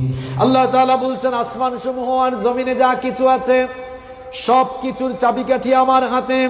আমি যাকে চাই তার জন্য রিজিক আমি সম্প্রসারণ করে দেই, প্রশস্ত করে দেই, আর যাকে ইচ্ছা তার জন্য রিজিককে আমি সংকুচিত করে দেই। সবকিছু সম্পর্কে আমি জানি, সব কিছুর খবর আমার কাছে রয়েছে। এবার দেখেন, লিল্লাহ থেকে যখন একটা লাম কেটে ফেললেন, লাহু থাকলো, ওই লাহু দিয়ে আল্লাহর পরিচয় পাওয়া গেল। এবার লাহু থেকে যদি লামটা কেটে ফেলে দেন, থাকবে একটা অক্ষর হাম। আল্লাহ শব্দের মাত্র একটা অক্ষর দিয়েও আমার আল্লাহর পরিচয় দেওয়া যাবে। কোরআনে কারীমের 55 নম্বর সূরা, কোরআনে কারীমের 59 নম্বর সূরা সূরাতুল হাসরের শেষ 3 আয়াতে এই একটা অক্ষর দিয়ে রব্বুল আলামিন তার কত সুন্দর পরিচয় দিয়েছে। হুয়াল্লাহুল্লাযী লা ইলাহা ইল্লাহু আলিমুল গায়বি ওয়াশ শাহাদাতি হুয়ার রাহমানুর রাহিম। হুয়াল্লাহুল্লাযী লা ইলাহা ইল্লাহু আল মালিকুল কুদ্দুসুস সালামুল মুমিনুল মুহাইমিনুল আজিজুল জাব্বারুল মুতাকাব্বির সুবহানাল্লাহি আম্মা ইউশরিকুন। হুয়াল্লাহুল খালিকুল বারিউল মুসাওবির লাহুল আসমাউল হুসনা ইউসাব্বিহু লাহু মা ফিস সামাওয়াতি ওয়াল আরদ ওয়া হুয়াল আজিজুল হাকীম। বলুন আল্লাহু আকবার। দেখেন আল্লাহ এই শব্দ দিয়ে যেমন আল্লাহর পরিচয় দেওয়া যায়, এই শব্দকে ভেঙে টুকরো টুকরো করে এই শব্দের প্রত্যেকটি অক্ষর দিয়েও আমার রবের পরিচয় দেওয়া যায়। সুবহানাল্লাহ। আল্লাহ তাআলা আয়াতুল কুরসি শুরু করছেন তার এই সুমহান নাম দিয়ে, আল্লাহু লা ইলাহা ইল্লা। আল্লাহ তো হচ্ছেন তিনি। তোমার আল্লাহকে তুমি চিনে নাও, তিনি ছাড়া আর কোনো ইলাহ, আল্লাহ ছাড়া আর কোনো ইলাহ আছে? আর কোন উপাস্য আছে?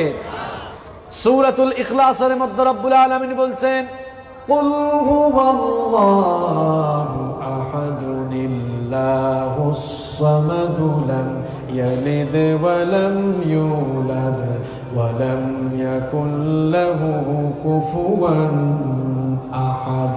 আল্লাহ তাআলা বলছেন, হে আমার হাবিব, আমার নবী বলে দিন, আল্লাহ হচ্ছেন একক, অদ্বিতীয়, তার সাথে কোনো শরীক আছে? আল্লাহুস সামাদ, তিনি অমুখাপেক্ষী। লাম ইয়ালিদ ওয়া লাম ইউলাদ, তাকে কেউ জন্ম দেয়নি, তিনিও কাউকে জন্ম দেননি। ওয়া লাম ইয়াকুল লাহু কুফুয়ান আহাদ, তার সমতুল্য কেউ আছে? আল্লাহ তাআলা সূরাতুল ইখলাসের মধ্যেও তার একত্ববাদের পরিচয় দিলেন। আল্লাহ হচ্ছেন একক, অদ্বিতীয়, তার সাথে কোনো শরীক। আমার ভাইয়েরা, আয়াতুল কুরসির শুরুতে রব্বুল আলামিন তার একত্ববাদের পরিচয় দিলেন, আল্লাহু লা ইলাহা ইল্লা হুয়াল হাইয়ুল কাইয়্যুম। তোমার রবকে তুমি চিনে নাও, তিনি ছাড়া কোনো ইলাহ নাই, তিনি ছাড়া কোনো মাবুদ নাই।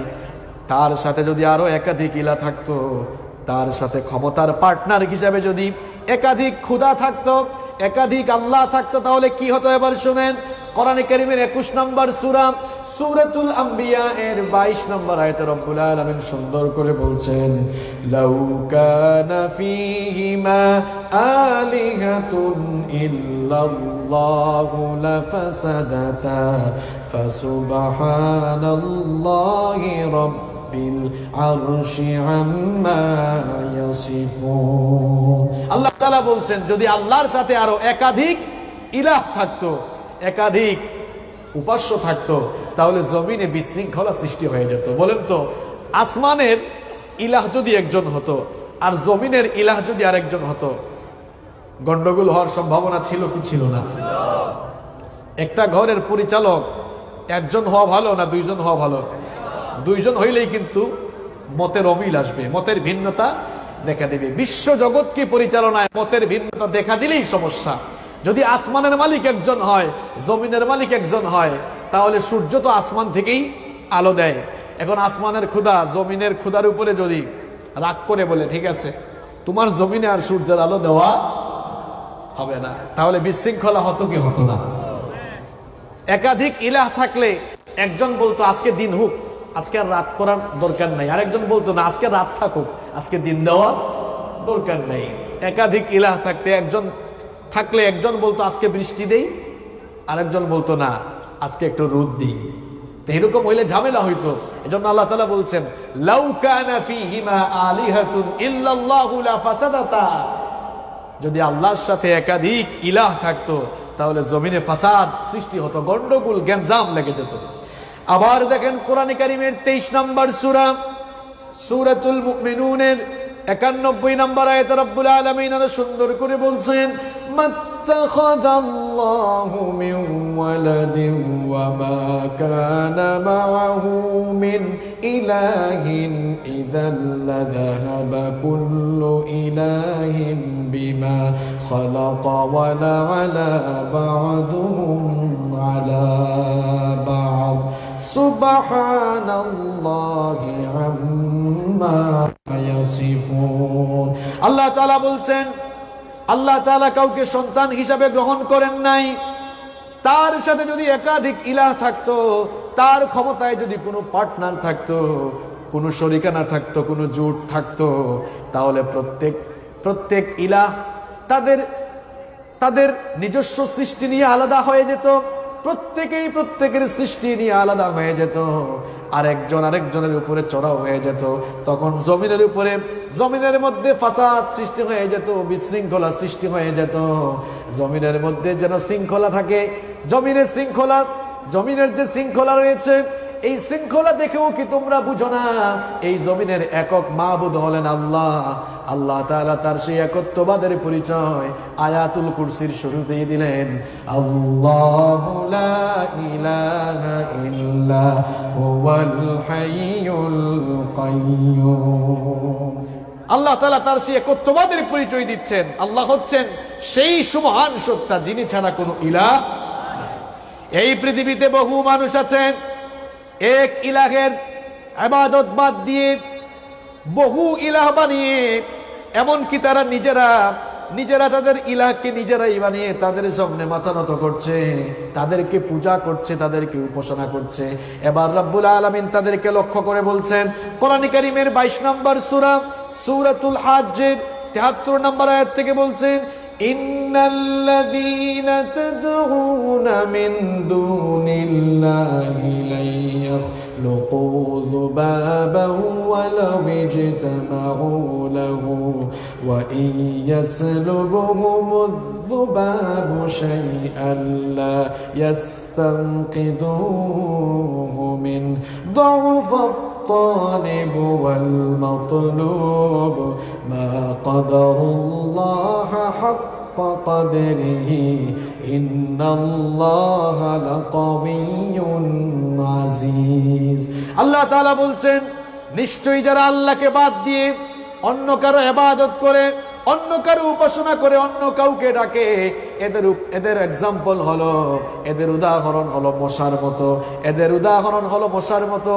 এরা সবাই একত্রিত হয়ে একটা মশা সৃষ্টি করতে পারবে না, একটা মাছিও সৃষ্টি করতে পারবে না। এমনকি তাদের নিজেদের গায়ের উপরে যদি মশা পড়ে, মাছি পড়ে, কিংবা তার সামনে থেকে মাছি যদি কোনো কিছু নিয়ে যায়, ওই মাছিটা থেকে সেই জিনিস উদ্ধার করার কোনো ক্ষমতাও তাদের নাই। আছে দেখেন কতগুলো হাত থাকে, সামনে বিভিন্ন খাবার দাবার দেওয়া থাকে, এগুলো যদি কেউ ছিনিয়ে নেয়, এতগুলো হাত থেকে একটা হাত দিয়েও কি আটকাতে পারবে নাকি? কোন কথাটা আমার না, আল্লাহ তাআলা কোরআনে কারীমে এই এক্সাম্পল দিয়ে মানুষদেরকে বুঝাতে চাইছেন, তোমরা নিজেরা এমন প্রতিমা বানাও, নিজেরাই তোমরা সৃষ্টি করে তার পূজা করো, কেমনে করো? সে তো নিজের হেফাজত নিজেই করতে জানে না। আল্লাহ তাআলা বলছেন তার গায়ের উপরে যদি একটা মাছি পড়ে, মশা পড়ে, এতগুলো হাত থেকে একটা হাত দিয়েও কি সেই মশা মাছি তাড়িয়ে দেওয়ার কোনো ক্ষমতা আছে নাকি? কম। সাইয়েদনা ইব্রাহিম খলিলুল্লাহ, আমাদের জাতির পিতা ইব্রাহিম আলাইহিস সালাম, তিনি যখন তার কওমের লোকদেরকে দাওয়াত দিলেন, তার কওমের লোকেরা মূর্তি পূজারী ছিল, এমনকি তার বাবা ছিলেন মূর্তির কারিগর। সেই ঘরে ইব্রাহিম আলাইহিস সালামের জন্ম হয়েছিল। ইব্রাহিম আলাইহিস সালাম যখন তার মূর্তি পূজারী কওমকে আল্লাহর দ্বীনের দাওয়াত দিলেন, এরা তখন আল্লাহর দ্বীনের দাওয়াত কবুল করলো না। তারা তাদের বানানো প্রতিমাগুলোকে ইবাদত করা শুরু করে দিল। ইব্রাহিম আলাইহিস সালাম একদিন মন্দিরের ভেতরে ঢুকে, এরপরে তিনি প্রতিমাগুলোর সামনে গিয়ে বললেন, কি ব্যাপার, তোমাদের সামনে এত খাওয়া দাওয়া আছে, আলা তাকুলুন? কোরআনে কারীমে রব্বুল আলামিন তুলে দিয়েছেন। জিজ্ঞেস করলেন, আলা তাকুলুন, তোমাদের সামনে এত খাবার দাবার আছে, এগুলো খাও না কেন? এখন আপনারা বলেন তো আপনার বাচ্চা খায় না, আপনি তাকে বুঝাচ্ছেন, তাও সে বুঝে না, খায়ও না, বুঝেও না, আবার বে করে কান্না করে, বাকি আছে কোনটা? ইব্রাহিম আলাইহিস সালাম বলেন, আলা তাকুলুন, তোমাদের সামনে এত খাবার আছে, খাও না কেন? ফামা লাকুম লা তানতিকুন, আমি তোমাদের সাথে কথা বলি, কথার জবাব দাও না কেন? কথাও বলো না কেন? এবার দেখা গেল মূর্তির সামনে খাবার আছে, খাবার খায় না, কথাও বলে না। তিনি রাগ করে সবগুলাকে কুপাশামসু করতে লাগলেন, সবগুলাকে কুপালেন, সবগুলো কুপাইয়া ভেঙে কুঠার বড় মূর্তির কাঁধের উপরে রেখে আসলেন। এরা এসে দেখলো, হায় হায়, আমাদের ক্ষুধাগুলোর অবস্থা এমন হলো কেমনে? আসলে কি ক্ষুধা না হুদা? তারা ইব্রাহিম আলাইহিস সালামকে ডাকলো, ডেকে বললো, কি ব্যাপার, তুমি মনে হয় এই কাজটা করছো, আমাকে কেন দোষ দাও? দেখো না বড়টার কাঁধের উপরে কুঠার আছে, নিশ্চয়ই সে এই কাজ করছে, তাকে জিজ্ঞেস করো, আমাকে কেন জিজ্ঞেস করো? কয়, ইব্রাহিম তুমি তো ভালো করেই জানো মূর্তি কথা বলতে পারে, কিন্তু এবার সুযোগ পাইলেন। বললেন যে কথা বলতে পারে না, যে তার নিজেকে আক্রমণ থেকে বাঁচাতে পারে না, সে তোমাদেরকে কেমনে রক্ষা করবে, তোমাদের কেমনে উপকার করবে? ক্ষুধা যদি নিজেই আক্রান্ত হয়ে যায়, তাহলে তোমাদেরকে বাঁচাবে কে? আল্লাহু আকবার। আল্লাহ তাআলা সেটাই বলছেন, একক ইলাহকে বাদ দিয়ে তোমরা যারা বহু ইলাহের ইবাদত করো, নিজেরা বানিয়ে বানিয়ে তাদের সামনে মাথা নত করে দাও। কোন ভুলের উপরে আছো, কোন গুমরাহির উপরে আছো? আল্লাহ তাআলা কোরআনের সবচাইতে দামি আয়াতে তার একত্ববাদের পরিচয়ের জন্য দিলেন। শুরুতেই তার একত্ববাদের পরিচয় দিয়ে বললেন, আল্লাহু লা ইলাহা ইল্লা হুয়াল হাইয়ুল কাইয়্যুম। তিনি হচ্ছেন একক এবং অদ্বিতীয়, তার সাথে কোনো শরিকও নাই, তার ক্ষমতায় কোনো পার্টনারশিপ নাই। আমার ভাইয়েরা, পৃথিবীর বহু দেশে মানুষ ক্ষমতায় যাওয়ার জন্য কোয়ালিশন করে, এটা শুধু বাংলাদেশ না, পৃথিবীর বহু দেশে জোট করে। এই যে আমাদের পার্শ্ববর্তী দেশ ভারতের পশ্চিমবঙ্গে সামনে নির্বাচন আসতেছে, ওখানে জোট হচ্ছে, আপনারা নিশ্চয়ই সোশ্যাল মিডিয়ার কল্যাণে সেগুলো দেখছেন, তাই না? তো কোয়ালিশন করে ক্ষমতায় যায়, ক্ষমতায় টিকে থাকে। এখন আপনারা বলেন তো, আল্লাহ তাআলার একক ক্ষমতায় কোনো জোট আছে? আমরা তো মনে করি জোট যত বেশি ক্ষমতাও তত বেশি। দেখেন না, কত দলীয় জোট, অত দলীয় জোট, তত দলীয় জোট, জোট আর জোট, পৃথিবীর বহু দেশে এটা আছে। কিন্তু আল্লাহ তাআলার ক্ষমতার মধ্যে কোনো জোট আছে? আল্লাহ রাব্বুল আলামিন এবার বলছেন, ওয়ালাম ইয়াকুল লাহু শারীকুন ফিল মুলকি ওয়া খালাকা কুল্লা শাইইন ফাকাদ্দারাহু তাকদীরা। আল্লাহ তাআলা বলছেন যে আমার ক্ষমতায় কারো কোনো জোট নেই, কারো কোনো শরীকানা নেই, শরীক দল থাকে না? আল্লাহ তাআলা বলছেন, ওয়ালাম ইয়াকুল লাহু শারীকুন ফিল মুলক, আমার রাজত্বে, আমার ক্ষমতায় কারো কোনো শরিকানা নেই, কারো কোনো অংশীদারিত্ব নেই। আমার ক্ষমতা হচ্ছে একচ্ছত্র, আমি হচ্ছে একক ক্ষমতার মালিক। আমার ক্ষমতায় কোনো বিভাজন নেই, আমার ক্ষমতা হচ্ছে একক, অবিভাজ্য এবং অখণ্ডনীয়। সকল ক্ষমতার মালিক কে? এখানে আওয়াজ করতেছে কে? কথা বলার সুযোগ দেন, আপনারা এসে এখানে আপনারা আলোচনা। আল্লাহ তাআলা বলছেন, আল্লাহু লা ইলাহা ইল্লা হুয়াল হাইয়ুল। কথা বলেন কেমনে আপনারা? কোরআনের এত বড় আয়াত নিয়ে আজকে আলোচনা শুরু হয়েছে। কোরআনের আয়াতগুলোর নেতা নেতা নেতা নিয়ে আলোচনা শুরু হয়েছে। কি বুঝছেন আপনি? এদিক ওদিক তাকান, আপনার তো নিশ্চুপ হয়ে যাওয়া উচিত ছিল। কোরআনের সব আয়াতগুলোর নেতা, সর্দার যে আয়াত, সেই আয়াত নিয়ে আজকে আলোচনা হচ্ছে। আল্লাহু আকবার। আল্লাহ তাআলা এবার তার পরিচয় দিচ্ছেন, শোনো, তোমার রবকে চিনো, তিনি হচ্ছেন আল হাই, তিনি হচ্ছেন আল কাইয়্যুম। আল হাই মানে হচ্ছে চিরঞ্জীব, যার কোনো ক্ষয় নাই, যার কোনো লয় নাই, যার কোনো ধ্বংস। এতক্ষণ আল্লাহ তাআলা এই আল হাইয়ুল কাইয়্যুমের আগ পর্যন্ত আল্লাহ তাআলা তার একত্ববাদের পরিচয় দিয়েছেন। কিসের পরিচয় দিয়েছেন? যেটাকে বলা হয় তাওহীদ, তাওহীদের পরিচয় দিয়েছেন। এবার আল্লাহ তাআলা পরের অংশে আর তাওহীদে থাকলেন না, এবার চলে গেলেন সার্বভৌম ক্ষমতার দিকে। এবার আল্লাহ তাআলা বলছেন, তোমার রবকে চিনো।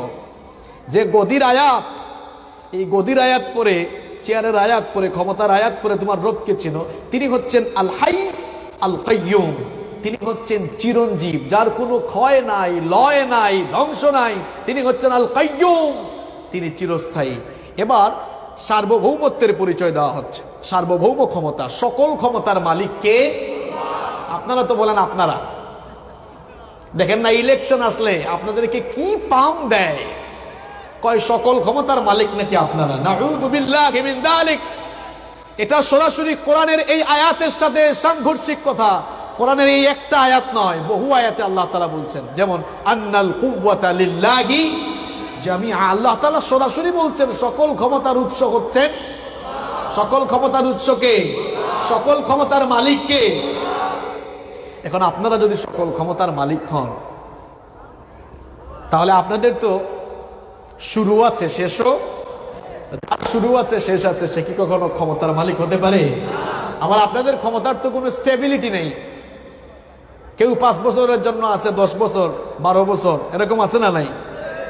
কিন্তু আল্লাহ তাআলা সেই সৃষ্টির অনাদিকাল থেকে ক্ষমতার চেয়ারে আছেন, সেই অনাদিকাল থেকেই ক্ষমতার চেয়ারে এখনো আছেন, ভবিষ্যতেও। এই জন্য রব্বুল আলামিন বলছেন, হুয়াল আউয়ালু ওয়াল আখিরু ওয়াজ যাহিরু ওয়াল বাতিনু ওয়া হুয়া বিকুল্লি শাইইন আলীম। তিনি হচ্ছেন প্রথম, তিনি হচ্ছেন শেষ। প্রকাশ্য আর গোপন যা কিছু আছে সব কিছু জানেন কে? আমার ভাইরা, আমার রব হচ্ছেন সকল ক্ষমতার মালিক। আর সকল ক্ষমতার মালিক যিনি হবেন তার পার্মানেন্ট পাওয়ার থাকবে, চিরস্থায়ী ক্ষমতা থাকবে। তার ক্ষমতা কোনোদিন শেষ হবে না, তার ক্ষমতা কোনোদিন ফুরাবে না। সকল ক্ষমতার মালিক যিনি হন তার ক্ষমতা কোনোদিন ফুরায় না। মহাবিশ্ব সৃষ্টি হওয়ার আগে যখন কোনো কিছু ছিল না তখনও আমার রব ছিলেন, তখনও তিনি ছিলেন, এখনো তিনি আছেন। মহাবিশ্ব যখন ধ্বংস হয়ে যাবে, ইসরাফিলের সিংহার ফুৎকারে সব যখন লণ্ডভণ্ড চূর্ণ বিচূর্ণ হয়ে যাবে, যখন কিছুই থাকবে না তখনও তিনি থাকবেন কিনা? আল্লাহ তাআলা কোরআনে কারীমে বলছেন, কুল্লু মান আলাইহা ফানিন ওয়া ইয়াবকা ওয়াজহু রাব্বিকা যুল জালালি ওয়াল ইকরাম। সব কিছু ফান হয়ে যাবে, সব কিছু ধ্বংস হয়ে যাবে। যখন কিছুই থাকবে না, সব ধ্বংস হয়ে যাবে, তখনও একজন থাকবেন। তিনি কে? কথা বলেন, তিনি কে? সব কিছু যখন ধ্বংস হয়ে যাবে, আল্লাহ তাআলা যখন বলবেন লিমানিল মুলকুল ইয়াউম, কোথায় মেম্বার চেয়ারম্যান, কোথায় আজ উপজেলা চেয়ারম্যান, এমপি মন্ত্রী, কোথায় আজ প্রেসিডেন্ট প্রধানমন্ত্রী? আল্লাহ তাআলা নিজেই বলবেন লিমানিল মুলকুল ইয়াউম, কোথায় গেল তোমাদের ক্ষমতা? আল্লাহ তাআলা বলবেন কোথায় কোনো ক্ষমতাধর আছে নাকি? কেউ কোনো কথা বলবে না, কারণ কথা বলার কেউ তখন থাকবে নাকি? কথা বলার কেউ থাকবে না। আল্লাহ নিজেই বলবেন লিমানিল মুলকুল ইয়াউম। সূরাতুর আল্লাহ তাআলা সূরা গাফিরের 16 নম্বর আয়াতে এটা বলছেন, সবকিছু যখন চূর্ণ বিচূর্ণ ধ্বংস হয়ে যাবে, আল্লাহ তাআলা নিজেই বলবেন লিমানিল মুলকুল ইয়াউম, আজকে রাজত্ব কার?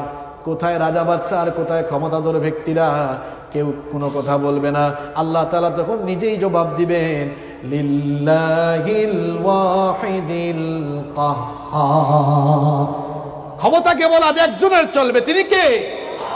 আল মুলকু ইয়াউমা ইদিনিল হাক্কু লিররহমান ওয়া কানা ইয়াওমান আলাল কাফিরিনা আসীরা।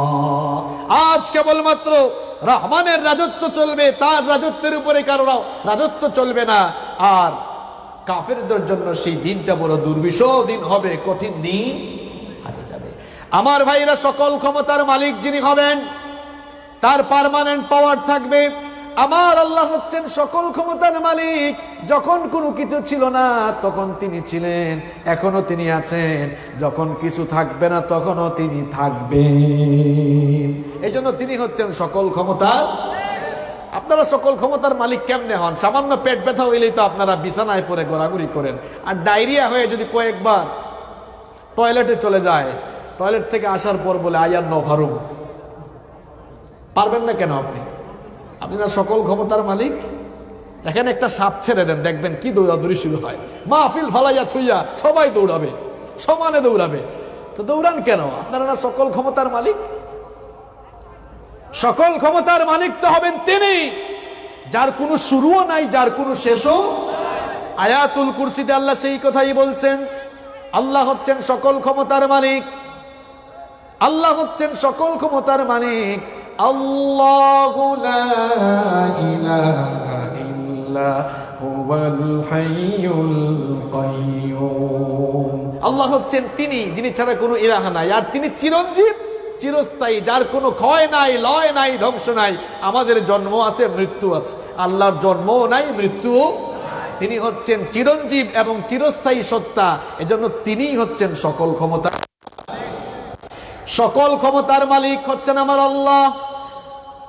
এবার এর পরের অংশ থেকে আল্লাহ তাআলা বলছেন সকল ক্ষমতার মালিক যিনি হবেন তার মধ্যে কি কি কোয়ালিটি থাকবে শোনো। লা তাখুযুহু সিনাতুম ওয়ালা নাওম, তন্দ্রা বা ঘুম কখনো তাকে আচ্ছন্ন করতে পারবে। আল্লাহু আকবার। বাংলা ভাষা সম্পর্কে যাদের জ্ঞান আছে তারা বুঝবেন। আল্লাহ তাআলা শব্দ চয়ন দেখেন, শব্দ চয়ন দেখেন। আল্লাহ বলেন নাই তিনি ঘুমান না। যদি এই কথা বলতেন তিনি ঘুমান না, তাহলে কেউ কেউ ভাবতো বুঝছি ঘুম আছে, কিন্তু তিনি ইচ্ছা করে। কথা বুঝতেছেন? যদি আল্লাহ তাআলা বলতেন তিনি ঘুমান না, তাহলে ইসলাম বিরোধীরা, কাফের মুশরিকরা বলতো, বুঝছি আল্লাহর ঘুম আছে, কিন্তু তিনি ইচ্ছা করে এই কথা বলেন নাই, বরং বলছেন, শব্দ চয়ন দেখেন আপনারা। আল্লাহ তাআলা বলছেন ঘুম বা তন্দ্রা তাকে স্পর্শই করতে পারেন। আল্লাহু আকবার। স্পর্শ করবে কেমনে? কারণ এই ঘুমও তার সৃষ্টি। সুবহানাল্লাহ বলে। আমরা সামান্য একটু ক্লান্ত হয়ে গেলে ঝিমানো জীবনের ভাব, মিরসরাই থেকে চট্টগ্রাম শহরে যায়, দেখবেন বাসের মধ্যেই কয়েক দফা ঘুমায়। এরকম আছে না? যুবক আর তরুণ ভাইয়েরা রাতের বেলা ফোন হাতে নিয়ে টিপতে থাকে, রাত 2টা 3টা হয়ে যাচ্ছে, ফোন হাত থেকে নামায় না। তো ফোন টিপতেছে আর ঝিমাইতেছে, হঠাৎ করে ঝিমানোর কারণে ফোন তার নাকের উপর পড়ছে। কিও এরকম কি পড়ে? তো আপনার ঘুম আসলে, তন্দ্রা আসলে আপনার ফোন নাকের উপর হাত থেকে পড়ে যায়। আপনার রব যদি ঘুমাতেন, গোটা বিশ্বজগৎ তো তার হাতের মুঠায়, তিনি যদি একবার ঝিমাতেন তাহলে তো সব পরে লন্ডভন্ড হয়ে যেত। এজন্য তিনি বলছেন লা তাখুযুহু সিনাতুম ওয়ালা নাওম, তার কোনো তন্দ্রাও নাই, তার কোনো ঘুমও। এবার আসেন, সকল ক্ষমতার মালিক যিনি হবেন, তার কোয়ালিটি কি থাকবে? তন্দ্রা বা ঘুম থাকে ধরতে পারবে? আপনারা যে আপনাদেরকে সকল ক্ষমতার মালিক বানাইছেন, আপনাদের কাছে আমার প্রশ্ন হলো, আপনারা যখন ঘুমায়া যান, সকল ক্ষমতার মালিক তো আপনারা, তখন ভারপ্রাপ্ত ক্ষমতা কার কাছে দিয়ে আপনারা ঘুমান? কারণ চেয়ারম্যান সাহেব তো দেশের বাইরে গেলে প্যানেল চেয়ারম্যানকে ভারপ্রাপ্ত চেয়ারম্যানের দায়িত্ব দিয়ে যান।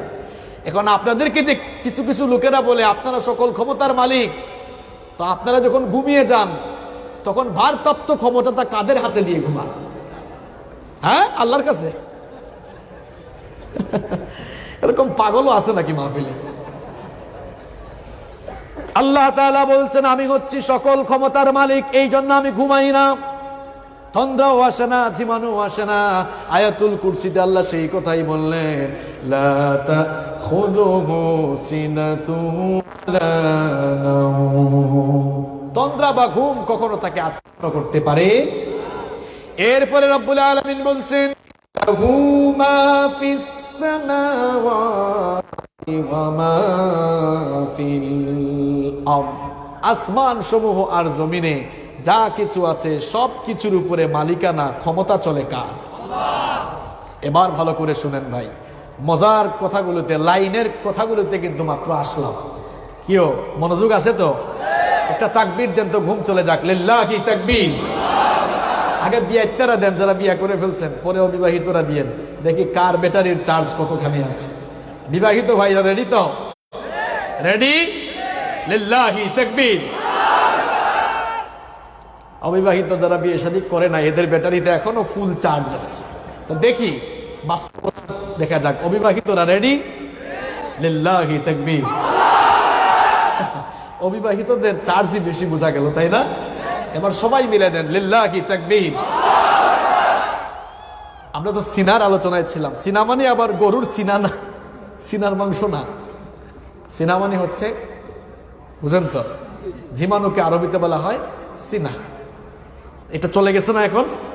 এবার দেখেন, সকল ক্ষমতার মালিক হচ্ছেন আল্লাহ। তিনি বলছেন আমার ক্ষমতা শোনো, লাহু মা ফিস সামাওয়াতি ওয়া মা ফিল, আকাশে জমিনে যা কিছু আছে সব জায়গায় ক্ষমতা, দাপট, আধিপত্য চলে কার?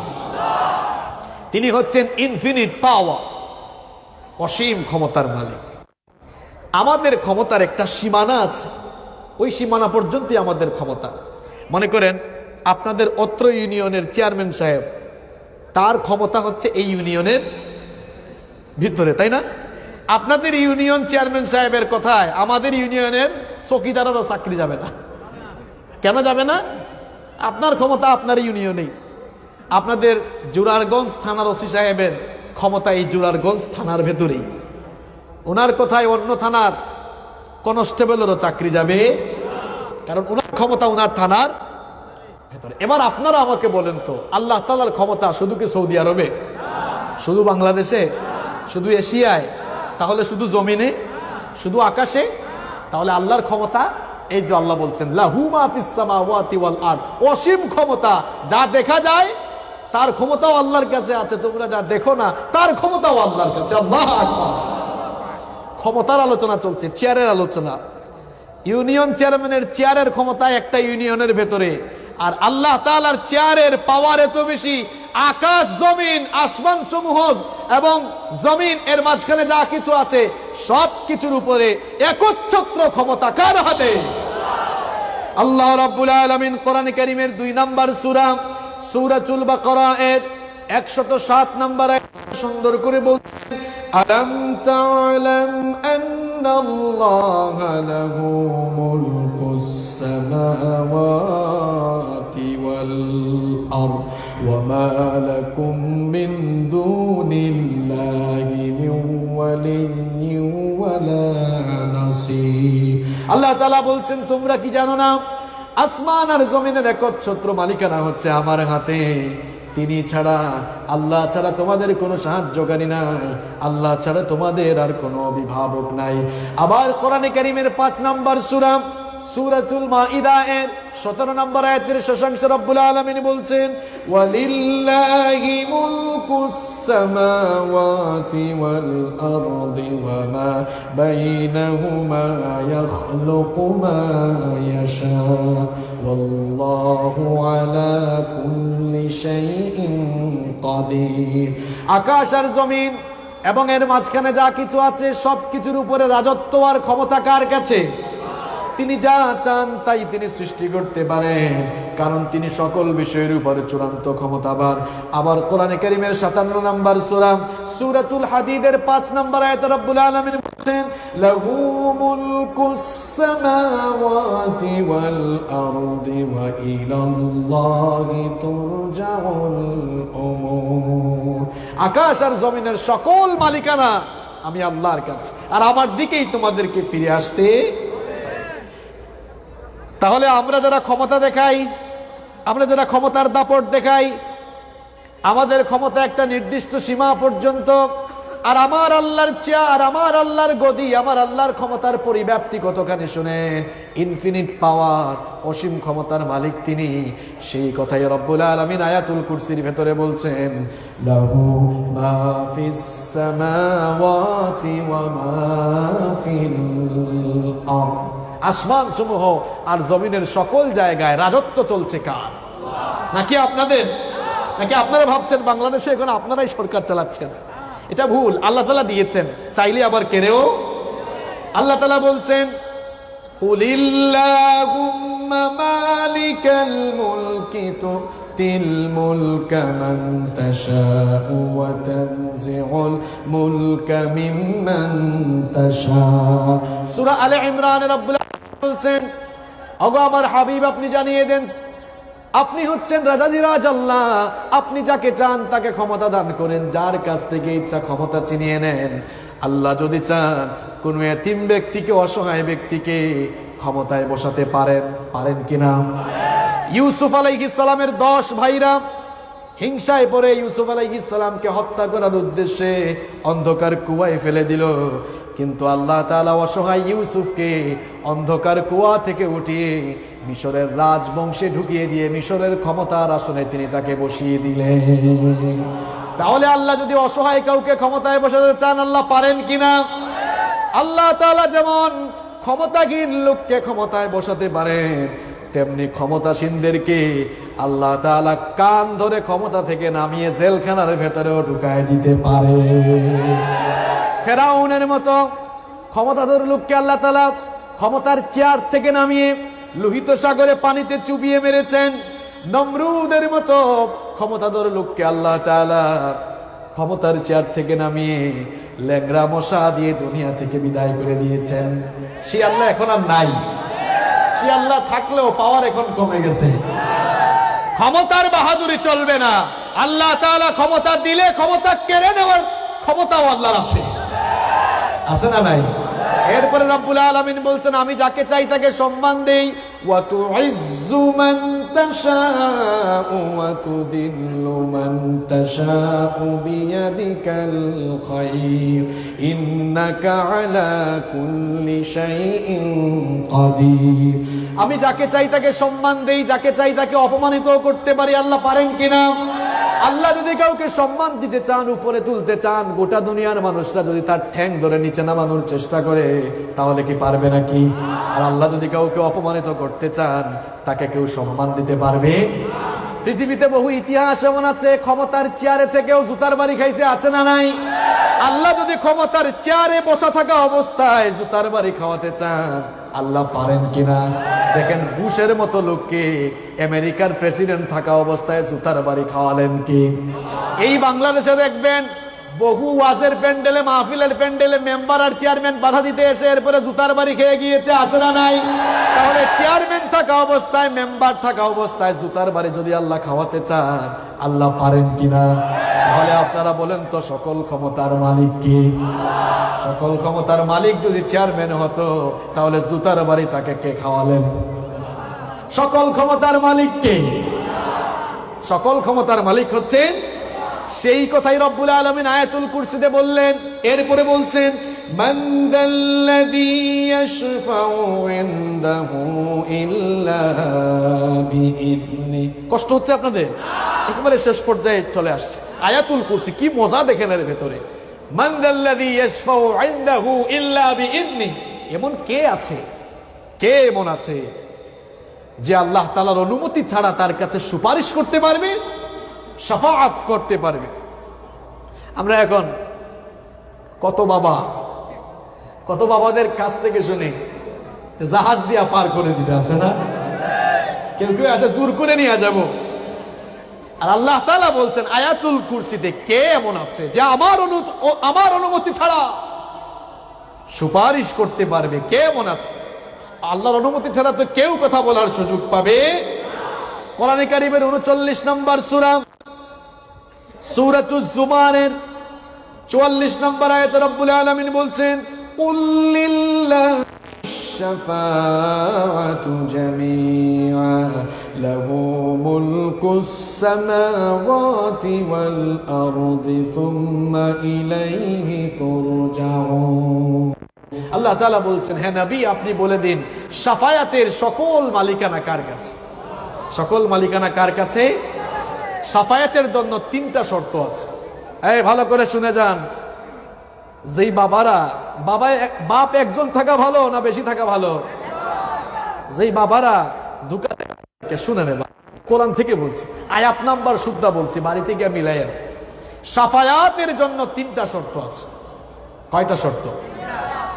শাফায়াত কে করবেন, কার জন্য করবেন, আর শাফায়াত কারা করবেন, কবুল হবে কিনা, এজন্য শর্ত কয়টা? শাফায়াতের শর্ত কয়টা? আরো জুড়ে কয়টা? এটা কিন্তু আমি মুখস্থ করে ছাড়বো, নইলে আপনাদের ঈমান ধ্বংস করার জন্য অনেক আল্লাহর কুতুব এই জমিনে আছে। শাফায়াতের জন্য শর্ত কয়টা?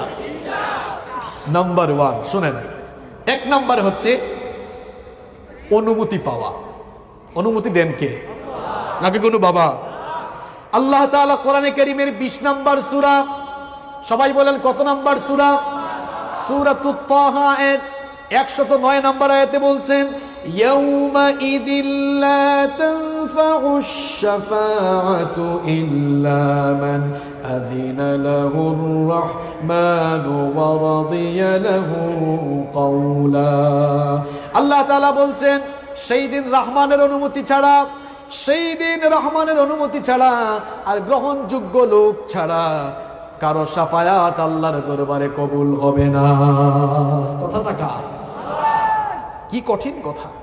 সূরা নাবার মধ্যে আপনারা পড়েন ইয়াউমা ইয়াকুমুর রূহু ওয়াল মালাইকাতু সাফফান লা ইয়াতাকাল্লামুন ইল্লা মান আযিনা লাহুর রহমান। রহমানের পারমিশন ছাড়া, অনুমতি ছাড়া কেউ সেদিন সুপারিশ করতে পারবে। এখন প্রশ্ন হচ্ছে সুপারিশ করতে পারবেন কারা? 1 নাম্বার হচ্ছে নবিয়্যিন, নবীগণ সুপারিশ করতে পারবেন। 2 নাম্বার সিদ্দিকিন, 3 নাম্বার শুহাদা, 4 নাম্বার সালেহিন, নেককার মানুষরাও সুপারিশ করতে পারবে। আবার কোরআন সুপারিশ করতে পারবে, সাওম সুপারিশ করতে পারবে, নেক আমলও সুপারিশ করতে পারবে। কিন্তু সবার আগে সুপারিশ করার সুযোগ যাকে দেওয়া হবে তিনি হচ্ছেন মুহাম্মদ সাল্লাল্লাহু। এত পাওয়ারফুল নবী, এমন পাওয়ারফুল নবীর উম্মত আমরা, ওই নবীর সুপারিশ ছাড়া কিয়ামতের দিন আল্লাহ তাআলা বিচার কাজই শুরু করবেন না। একটু সুবহানাল্লাহ কইতেও মন চায় না। কিয়ামতের দিন আল্লাহর সামনে যখন আমরা সবাই দাঁড়াবো, হাসরের দিনটা বড় বিভীষিকাময় হয়ে যাবে। বিশ্বনবী সাল্লাল্লাহু আলাইহি সাল্লাম বলেছেন বিচারের দিনটা কত লম্বা হবে, দুনিয়ায় তোমরা হিসাব করো, দুনিয়ার হিসেব অনুযায়ী বিচারের দিনটা 50,000 বছর লম্বা হয়ে যাবে। 50,000 বছর দাঁড়িয়ে থাকতে থাকতে মানুষের সহ্য হবে না, অবস্থা কত কঠিন হবে। এখন তো সূর্য মানুষের মাথার থেকে 9,30,00,000 মাইল দূরে, কিন্তু কিয়ামতের কঠিন বিভীষিকাময় দিনে 9,30,00,000 মাইল দূরের সূর্য মানুষের মাথার 1 কিংবা 2 মাইল উপরে নেমে আসবে। অবস্থা এত কঠিন হয়ে যাবে, সূর্যের প্রচন্ড তাপে জমিন তামার জমিনে পরিণত হয়ে যাবে। গুনাহগার পাপিষ্ঠ জাহান্নামীদের মাথার চান্দি ফেটে মগজগুলো টকবক করে গলে গলে ফুটে ফুটে বেয়ে পড়তে থাকবে। আর সেই করুণ অবস্থা আপনাদেরকে কেমনে বুঝায়? চুলায় যখন ভাত রান্না করা হয়, মহিলারা চুলায় যখন ভাত রান্না করে পানি গরম হয়ে যাওয়ার পর চাল যেমন ফুটতে থাকে, মাথার 1 কিংবা 2 মাইল উপরে যখন সূর্য নেমে আসবে, ঠিক সেই রকম করে মানুষের মগজ ফুটতে থাকবে, গলে গলে বেয়ে বেয়ে পড়তে থাকবে। মানুষেরা পিপাসার যন্ত্রণায় কাতর হয়ে যাবে। পিপাসার যন্ত্রণায় কাতর হয়ে গিয়ে মানুষের জিহ্বাটা কুকুরের মতো বের হয়ে নাভিস্থল পর্যন্ত ঝুলতে থাকবে। আল্লাহু আকবার। হাসরের সেই কঠিন বিভীষিকাময় দিনে মানুষেরা এদিক ওদিক ছোটাছুটি করবে। সবাই মিলে আমাদের বাবা সাইয়েদনা আদম আলাইহিস সালামের কাছে গিয়ে বলবে, ওগো আমাদের বাবা আদম, আল্লাহ তাআলা তার নিজের হাতে বানিয়েছেন, এরপরে আল্লাহ তাআলা নিজেই আপনার ভেতরে রূহ ফুঁকে দিয়েছেন। আল্লাহর কাছে অ্যাপ্লিকেশন করেন, আল্লাহ তাআলা যেন বিচারের কাজটা শুরু করে দেন। আদম আলাইহিস সালাম নাফসি নাফসি জিকির করবেন, নিজেকে বাঁচানোর ধান্দা করবেন। তিনি বলবেন, আমি পারবো না, নিষিদ্ধ গাছের ফল ভক্ষণ করেছিলাম, জানি না আজ আল্লাহ তাআলা আমার সঙ্গে কি দুর্ব্যবহার করেন, আমি পারবো না, চলে যাও আমার ছেলে নূহের কাছে। লোকেরা এবার সাইয়েদনা নূহ আলাইহিস সালামের কাছে যাবে, গিয়ে দেখবে সাইয়েদনা নূহ আলাইহিস সালাম তিনিও নাফসি নাফসি, নিজেকে বাঁচানোর ধান্দা তিনিও করছেন, নাফসি নাফসি বলে তিনিও জিকির করছেন। লোকেরা বলবে, আপনি আল্লাহর কাছে অ্যাপ্লিকেশন করেন, আল্লাহ যেন বিচার শুরু করে দেন।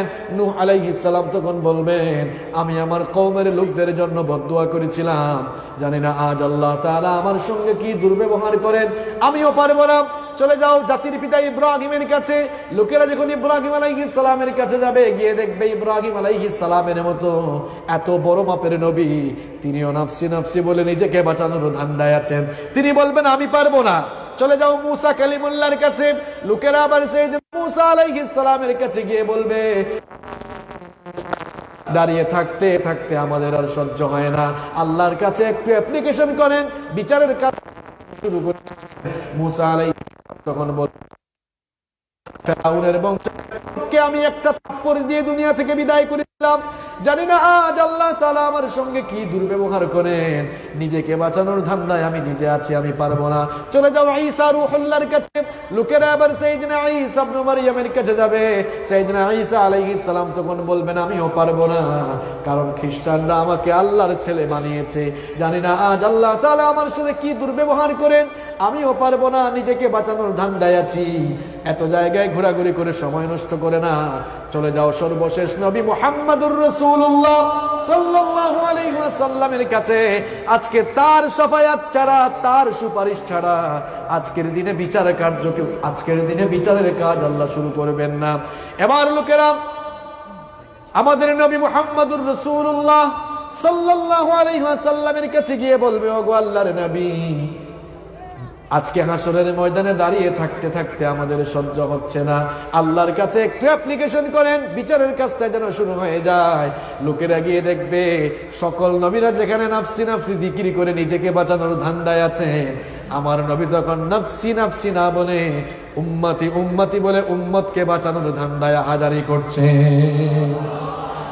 বিশ্বনবী সাল্লাল্লাহু আলাইহি ওয়াসাল্লাম তখন আল্লাহর আরশে আজিমের নিচে গিয়ে সাজদায় মাথা নত করে দিবেন। নিজে নিজে সুপারিশ করবেন না, ভালো করে শুনেন, এই শাফায়াতের আয়াতের ব্যাখ্যার কারণে এই হাদিসটা টেনে নিয়ে এসেছি। নিজে নিজে সুপারিশ করতে পারবেন না, আল্লাহ তাআলার কুদরতি চরণে মাথাটা নত করে দিবেন, আল্লাহ তাআলার রহমতের দরিয়ায় জোশ মারবে। আল্লাহ তাআলা ডেকে বলবেন, ইরফা রাসাক, আমার নবী মাথা উঠান, আমি আপনাকে সুপারিশের জন্য অনুমতি দিলাম, পারমিশন দিলাম, আপনার সুপারিশে বিচার কাজও শুরু করলাম, আপনাকে সুপারিশের জন্য অনুমতি দিলাম, আপনি এবার যাকে ইচ্ছা তার জন্য সুপারিশ করে আমার জান্নাতের ভেতরে দাখিল হয়ে যান। তাহলে কিয়ামতের দিন সুপারিশ পাওয়ার জন্য সবার আগে আল্লাহর কাছ থেকে যিনি পারমিশন পাবেন তিনি হচ্ছেন মুহাম্মদ সাল্লাল্লাহু। এরপরে ধারাবাহিকভাবে অন্যরা শাফায়াতের জন্য অনুমতি পাবেন। আমি বলছিলাম আপনাদেরকে শাফায়াতের জন্য শর্ত কয়টা। এক নাম্বার হচ্ছে অনুমতি পাওয়া। অনুমতি দিবেন কে? আল্লাহর অনুমতি ছাড়া কিয়ামতে কেউ শাফায়াত করতে পারবেন। শাফায়াতের 2 নম্বর শর্ত হচ্ছে যিনি শাফায়াত করবেন তার উপরে আল্লাহ রাজি থাকতে হবে, অর্থাৎ লোকটা জান্নাতি হতে হবে। জাহান্নামী লোক কারোর জন্য শাফায়াত করতে পারবে? আল্লাহ তাআলা কোরআনে কারীমের 53 নম্বর সূরা সূরাতুন নাজামের 26 নম্বর আয়াতে বলছেন, ওয়া কাম মিন মালাকিন ফিস সামাওয়াতি লা তুগনি শাফাআতুহুম শাইআন ইল্লা মিন বা'দি আন ইয়া'যানাল্লাহু লিমান ইয়াশা'উ ওয়া ইয়ারদা। আল্লাহ তাআলা বলছেন আসমান সমূহে তো বহু ফেরেশতা আছে, এদের শাফায়াত কোনো কাজে লাগবে না, কেবলমাত্র আল্লাহ যাকে অনুমতি দিবেন আর আল্লাহ তাআলা যে লোকটার উপরে সন্তুষ্ট থাকবেন ওই লোকগুলো কিয়ামতের দিন কেবল শাফায়াতের সুযোগ পাবে। তাহলে 1 নম্বর বললাম কি? শাফায়াতের জন্য অনুমতি পাওয়া। ঘুমাচ্ছেন নাকি আপনারা? হ্যাঁ, কিসসা কাহিনী শোনাবো নাকি? 1 নম্বর হচ্ছে শাফায়াতের জন্য আল্লাহর কাছ থেকে অনুমতি, আর 2 নম্বর হচ্ছে যিনি শাফায়াত করবেন তার উপরে আল্লাহ রাজি খুশি হওয়া, অর্থাৎ ওই লোকটা জান্নাতি। এবার আসেন 3 নম্বর হচ্ছে যার জন্য শাফায়াত করা হবে ওই লোকটার মধ্যে ঈমান থাকা। লোকটার মধ্যে কি থাকা? শিরক, কুফর আর মুনাফিকের রূপ নিয়ে মারা গেলে ওই লোকটার জন্য সুপারিশ কেউ কিয়ামতে করবে।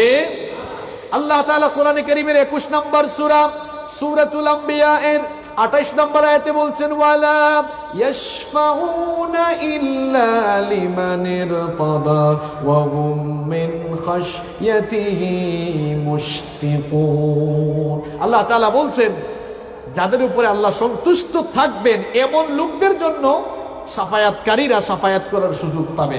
এর ব্যাখ্যায় মুফাসসিরিনে কিরামগণ লিখেছেন, অর্থাৎ শিরক, কুফর এবং মুনাফিকি এই রোগগুলো নিয়ে কেউ যদি মারা না যায়, ঈমান আছে কিন্তু শয়তানের ওয়াসওয়াসায় গুনাহ করেছে, তাওবা করে মরতে পারে নাই, এমন লোকদের জন্য শাফায়াতকারীরা শাফায়াত করতে পারবেন। শাফায়াতকারী কারা? একটু আগেই তো বলেছি, নবিয়্যিন, সিদ্দিকিন, শুহাদা, সালেহিন এবং কিছু নেক আমলকারীর জন্য সুপারিশ করবে। শহীদগণ সুপারিশ করতে পারবেন, সালেহিন নেককার বান্দারা সুপারিশ করতে পারবেন। তাহলে শাফায়াতের জন্য শর্ত কয়টা? আবারও রিপিট করে দিচ্ছি আপনাদের ঈমান যেন কেউ ধ্বংস করতে না পারে। 1 নাম্বার শাফায়াতের জন্য আল্লাহর কাছ থেকে অনুমতি পাওয়া। 2 নাম্বার হচ্ছে যিনি শাফায়াত করবেন তিনি জান্নাতি হওয়া, অর্থাৎ তার উপরে আল্লাহ সন্তুষ্ট। আর 3 নাম্বার হলো যার জন্য শাফায়াত করা হবে ওই লোকটা কাফের না হওয়া, মুশরিক না হওয়া আর মুনাফিক। হ্যাঁ, মুনাফিকের ভাইরাস কিন্তু সাংঘাতিক। কেউ যদি বলে হুজুর হিন্দু দেখবো ইন্ডিয়াতে যান, হুজুর খ্রিস্টান দেখবো আমেরিকায় যান, বৌদ্ধ দেখবো মিয়ানমারে যান, কেউ যদি কয় হুজুর মুনাফিক দেখবো, এখন কি বলবো আমি? না, শুধু বাংলাদেশ না, মুনাফিক পাবেন কোথায়? আপনি মুসলমানদের দেশে যান, গিয়ে দেখেন কিছু লোক টুপিও দিছে, দাড়িও রাখছে, জুব্বাও পড়ছে, যেখানেই সুযোগ পেয়েছে ইসলামকে জবাই করার চেষ্টা করেছে। এরকম মুনাফিকের রোগ নিয়ে বললে কিন্তু শাফায়াত কেউ করেও লাভ হবে। কোরআনের মাহফিলে আসে, আবার স্টেজ থেকে নেমে মাহফিল বন্ধ করার চেষ্টা করে, এগুলা ঈমানদার না মুনাফিক? মনে রাখবেন, শিরক, কুফর, নিফাক এই 3 ভাইরাস নিয়ে বললে হ্যাঁ শাফায়াত আছে। আয়াত নাম্বার সুদ্ধা বলে দিয়েছি, বাড়িতে গিয়া মিলাইয়া। তাহলে আল্লাহ তাআলা বলছেন এমন কে আছে যে আমার অনুমতি ছাড়া কিয়ামতে শাফায়াত করতে পারবে? কেউ পারবে না। এরপরে রব্বুল আলামিন বলছেন ইয়ালামু মা বাইনা আইদিহিম ওয়া মা খালফাহুম ওয়া লা ইউহিতুনা বিশাইইন মিন ইলমিহি ইল্লা বিমা শা। কষ্ট হচ্ছে আপনাদের? আমরা কুইজে চলে যাব ইনশাআল্লাহ, 10 মিনিট থাকা যাবে না, শেষ পর্যায়ে আসছে। এরপর আল্লাহ তাআলা বলছেন ইয়ালামু মা বাইনা আইদিহিম ওয়া মা খালফাহুম, সামনে পেছনে যা কিছু হয় সব জানেন কে? দেখেন, সকল ক্ষমতার মালিক যিনি হবেন তিনি সব জানতা হবেন, তিনি সব জানতা। যেহেতু এটা কুরসির আয়াত, এটা চেয়ারের আয়াত, ক্ষমতার চেয়ার, এজন্য এক্সাম্পল দিয়ে কিছু জিনিস বুঝাইতে হবে, আপনারা আবার অন্যভাবে নিয়েন না। মনে করেন বাংলাদেশ যারা পরিচালনা করছেন তারা প্রায় ম্যাক্সিমাম ঢাকায় অবস্থান করেন, তাই না? আমাদের মাননীয় প্রাইম মিনিস্টার এবং ক্যাবিনেট মিনিস্টার যারা আছেন ম্যাক্সিমাম তারা ঢাকায় থাকেন, তাই না? এখন মিডিয়া ছাড়া সারা দেশের খবর কি তারা ঢাকায় থেকে নিতে পারবেন? তাহলে বোঝা গেল যে খবরাখবর জানার জন্য তারা মিডিয়ার মুখাপেক্ষী, মিডিয়া ছাড়া তারা খবর জানতে পারেন। এখন আপনারা বলেন আল্লাহ তাআলা আরশে সমাসীন থেকে বাংলাদেশের খবর তার কাছে পৌঁছতে হলে মাঝখানে কোনো ক্যামেরা লাগবে, স্যাটেলাইট লাগবে? দেখেন, সকল ক্ষমতার মালিক যিনি হবেন তার ক্ষমতাটা কেমন হবে? অতুলনীয় ক্ষমতা, আনপ্যারালাল, কোনো তুলনা কারোর সাথে হবে না। তার কাছে খবর পৌঁছাতে হলে মাঝখানে কোনো মিডিয়া লাগে না, মাঝখানে কোনো ভায়াও লাগে না। আল্লাহু আকবার। তিনি অন্তরের খবরও জানবেন, বাহিরের খবরও। আমাদের নেতারা আমাদের অন্তরে যা আছে জানবে। নেতা মারা যাওয়ার পরে লাশ সামনে রেখে কয় লোকটা কেমন ছিল? ভালো ছিল। একজন কয় হে যে কি পরিমাণ সুর বাটপার ছিল, এটা তো আমি জানি। আল্লাহ কিন্তু বাহিরেরটা নেন না, নেন কোনটা? নেতা কি ভেতরের খবর জানে? আপনাকে পাইলে সালাম দে, মনে করছেন হ্যাঁ খুব সম্মান, কিন্তু কথা তো বলতে পারতেছে না। আসলে লোকগুলো সুযোগ পাইলে আপনাকে স্যান্ডেল দিয়ে পিটাইতো।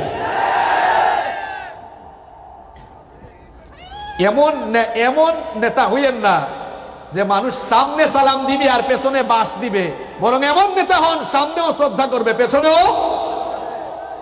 আল্লাহ তাআলা বলছেন ইয়ালামু মা বাইনা আইদিহিম ওয়া মা খালফাহুম, সামনে যা হয়, পেছনে যা হয়, ভিতরে যা হয়, বাহিরে যা হয়, সব জানেন কে?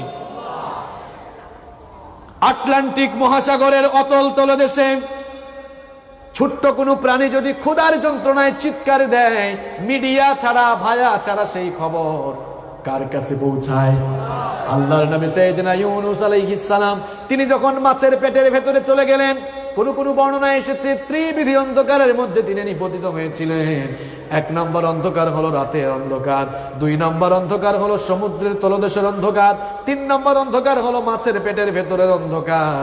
এই ত্রিবিধি অন্ধকারে নিপতিত হয়ে তিনি আল্লাহর কাছে সাহায্য চেয়েছিলেন। লা ইলাহা ইল্লা আনতা সুবহানাকা ইন্নী কুনতু মিনাজ জালিমিন। তিনি বলেছিলেন আল্লাহ তুমি ছাড়া কোনো ইলাহা নাই, কোনো মাবুদ নাই, আমি বিপদে আছি, মুসিবতে আছি, তুমি যদি না বাঁচাও জালেমদের অন্তর্ভুক্ত। আল্লাহ তাআলা বললেন আমার নবী ইউনূস সমুদ্রের তলদেশে মাছের পেটের ভেতরে থেকে আমার ইউনূস যে চিৎকার করলো, আমার আল্লাহর ক্ষমতাটা বুঝে নাও, জেনে নাও। আমার ইউনূসের চিৎকার সমুদ্রের তলদেশের কেউ শুনে নাই, স্থলভাগের কেউ শুনে নাই, জলভাগের কেউ শুনে নাই। কেউ আমার ইউনূসের ফরিয়াদ না শুনলেও আমি আরশের মালিক আল্লাহ আমার নবীর ফরিয়াদ শুনেছি। শুধু শুনি নাই, সঙ্গে সঙ্গে জবাবও দিয়েছি। ফাস্তাজাবনা লাহু ওয়া নাজ্জাইনাহু মিনাল গাম্মি ওয়া কাযালিকা নুনজিল মুমিনিন। আমি আমার নবীর ডাকের জবাব দিয়েছি, তাকে তার বিপদ থেকে বাঁচিয়ে দিয়েছি। ওয়া কাযালিকা, এভাবে করে মুমিনরাও বিপদে মুসিবতে পড়ে আমার কাছে সাহায্য চাইলে নুনজিল মুমিনিন, মুমিনদেরকেও বিপদ থেকে বাঁচাবেন কে? আল্লাহ তাআলা হচ্ছেন সকল ক্ষমতার মালিক। ক্ষমতাসীন লোকেরা রাজধানীতে থেকে, সকল দেশের ক্ষমতাধর লোকেরা রাজধানীতে থাকে। আপনি সৌদি আরবে যান, তুরস্কে যান, আমেরিকায় যান, সকল দেশে গিয়ে দেখবেন ক্ষমতাসীন লোকেরা রাজধানীতে থাকে। রাজধানীতে থেকে গোটা দুনিয়ার খবর তারা গায়েবী পায় না, মিডিয়ার মাধ্যমে পায়। এই জন্য মানুষের ক্ষমতা আর আল্লাহর ক্ষমতার কখনো এক হয় না। আমার আল্লাহ হচ্ছেন সকল ক্ষমতার উপরে তার ক্ষমতা, সকল চেয়ারের উপরে তার চেয়ার। তিনি হচ্ছেন সকল ক্ষমতার মালিক। এই জন্য তার কাছে সংবাদ পৌঁছাতে হলে মাঝখানে কোনো মিডিয়া লাগে না। আল্লাহ তাআলা বলছেন ইন্নাল্লাহা লা ইয়াখফা আলাইহি শাইউন ফিল আরদি ওয়ালা ফিস সামা। আকাশে যা আছে, জমিনে যা আছে, কোনো কিছুই তার কাছে গোপন নাই, সবকিছু জানেন কে? আল্লাহ তাআলা বলছেন শোনো শোনো, আমার অসীম জ্ঞান সম্পর্কে তোমরা জানো। ওয়া ইনদাহু মাফাতিহুল গায়বি লা ইয়ালামুহা ইল্লা হু ওয়া ইয়ালামু মা ফিল বাররি ওয়াল বাহরি ওয়া মা তাসকুতু মিন ওয়ারাকাতিন ইল্লা ইয়ালামুহা। তোমরা যা দেখো না, সেই অদৃশ্যের খবর রাখেন কে? স্থলভাগ আর জলভাগে যা কিছু হয় সবকিছু সম্পর্কে তিনি অবগত। শুধু তাই নয়, এই দুনিয়ার কোন দেশের কোন প্রান্ত থেকে কোন গাছের যদি কোনো পাতা ছিঁড়ে যায়, কোন দেশের কোন প্রান্তের কোন জমিনের কোন গাছের কোন পাতা ছিঁড়েছে, তার খবরও আমার আল্লাহর কাছে রয়েছে। আল্লাহু আকবার। এই জন্য রব্বুল আলামিন বলছেন ইয়ালামু মা বাইনা আইদিহিম ওয়া মা খালফাহুম ওয়া লা ইউহিতুনা বিশাইইম মিন ইলমিহি ইল্লা বিমা শা। পশ্চাতে যা হয়, সামনে যা হয়, সব জানেন কে? আল্লাহ। একমাত্র তিনি যতটুকু ইচ্ছা করেন তা ব্যতীত তার জ্ঞানের কিছুই আমরা আয়ত্ত করতে পারবো। আল্লাহ তাআলা যতটুকু আমাদেরকে জ্ঞান দিবেন এর বাহিরে জানা যাবে না। এরপরে রব্বুল আলামিন বলছেন ওয়াসিআ কুরসিয়ুহুস সামাওয়াতি ওয়াল আরদ। আমার কুরসি, আমার সিংহাসন কত বড় শোনো, আসমান জমিনকে পরিব্যাপ্ত করে আছে আমার কুরসি। সুবহানাল্লাহ। হাদিস শরীফের মধ্যে এসেছে বিশ্বনবী সাল্লাল্লাহু আলাইহি ওয়াসাল্লাম বলেছেন, সাহারা মরুভূমিতে হাতের আংটি যদি কেউ রেখে দেয়, সাহারা মরুভূমিতে হাতের আংটি খুলে কেউ যদি রেখে দেয়, সাহারা মরুভূমির আয়তন হলো 90 লক্ষ বর্গ কিলোমিটার। 90 কিলোমিটার না, 90 লক্ষ বর্গ কিলোমিটার। আল্লাহু আকবার। সুবিশাল সাহারা মরুভূমিতে কেউ যদি হাতের আংটি খুলে রেখে দেয়, সাহারা মরুভূমিতে আংটি যেমন অত্যন্ত তুচ্ছ আর নগণ্য, আল্লাহর কুরসির কাছে আকাশ, আসমান আর জমিন হলো এইরকম নগণ্য। আল্লাহু আকবার। চেয়ারম্যান সাহেব, মেম্বার সাহেব, এমপি সাহেব, মন্ত্রী সাহেব, শুনেন, যখন আপনি চেয়ারে তখন আপনি, আর আল্লাহর চেয়ারটা বুঝেন আপনি, আকাশ জমিনকে পরিব্যাপ্ত করে আছে। আল্লাহু আকবার। আপনার চেয়ারের ক্ষমতা এই ইউনিয়ন পর্যন্ত, এরপরেও যে ভাবটা নেয়, আরে বাপরে বাপ। আর আল্লাহ তাআলা চেয়ারের ক্ষমতাটা দেখেন, আসমান জমিনে যা কিছু আছে সবকিছুর উপরে একচ্ছত্র মালিকানা, প্রভাব, ক্ষমতা, আধিপত্য চলে কার? ওয়াসিআ কুরসিয়ুহুস সামাওয়াতি ওয়াল আরদ। আমার কুরসি আকাশ জমিনকে পরিব্যাপ্ত করে আছে। এরপরে রব্বুল আলামিন বলছেন ওয়ালা ইয়াউদুহু হিফযুহুমা ওয়া হুয়াল আলিয়্যুল আযীম। এই যে আসমান জমিনের এত ক্ষমতা আমি চালাই, সব চালান কে? কিন্তু আমি ক্লান্ত হই না, আমি রিটায়ার্ডে যাই না। দেখা যায় তোমরা সামান্য একটু ক্ষমতা পেয়ে 2-3 ঘন্টা কাজ করলে, 4-5 ঘন্টা, 7-8 ঘন্টা কাজ করলে, দেখা যায় এমন একটা ভাবসাব নেই, রাতের বেলা ঘুমাইলে নোটিশ লাগাই দেয় 10টার আগে যেন আমাকে কেউ না ডাকে। আছে না নাই? সামান্য একটা ইউনিয়ন, একটা সংসদীয় আসন চালিয়ে আপনি 10টা পর্যন্ত ঘুমাইতে হয়। আর আল্লাহ তাআলা আসমান জমিন সব কিছুর উপরে তার ক্ষমতা চলে। তিনি কি কখনো বিশ্রাম নেন?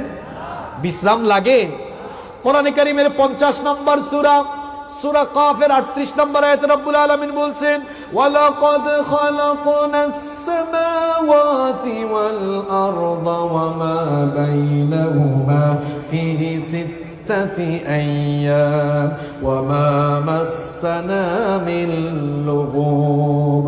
আল্লাহ তাআলা বলছেন 7 আসমান আর জমিন, এর মাঝখানে যা কিছু আছে সব আমি মাত্র 6 দিনে সৃষ্টি করেছি।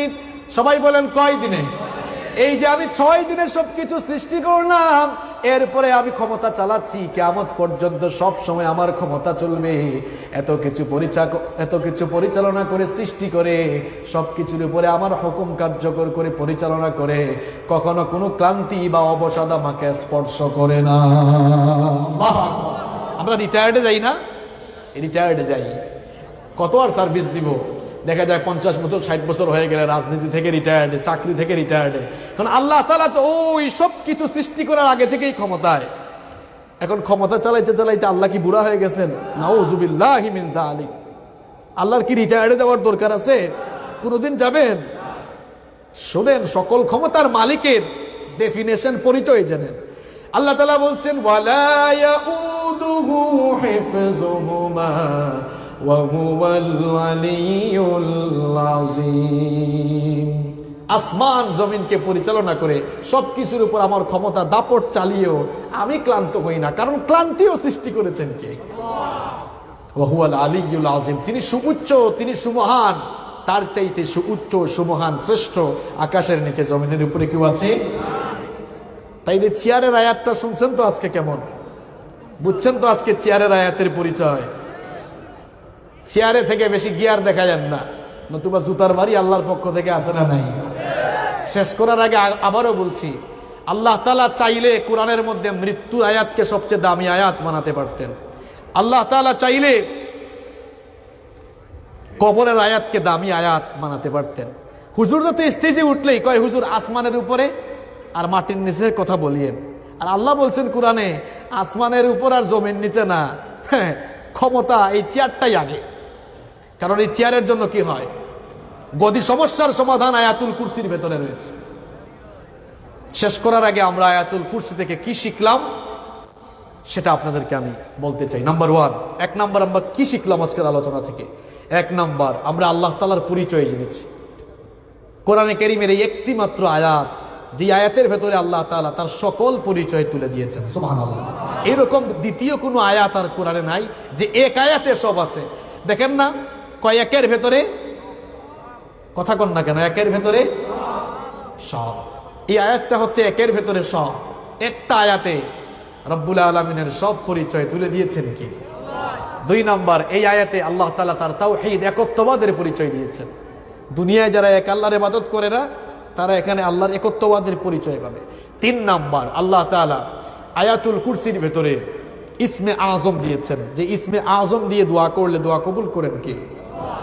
4 নাম্বার হলো আল্লাহ তাআলা আয়াতুল কুরসিতে তার সার্বভৌম ক্ষমতা নিয়ে আলোচনা করেছেন।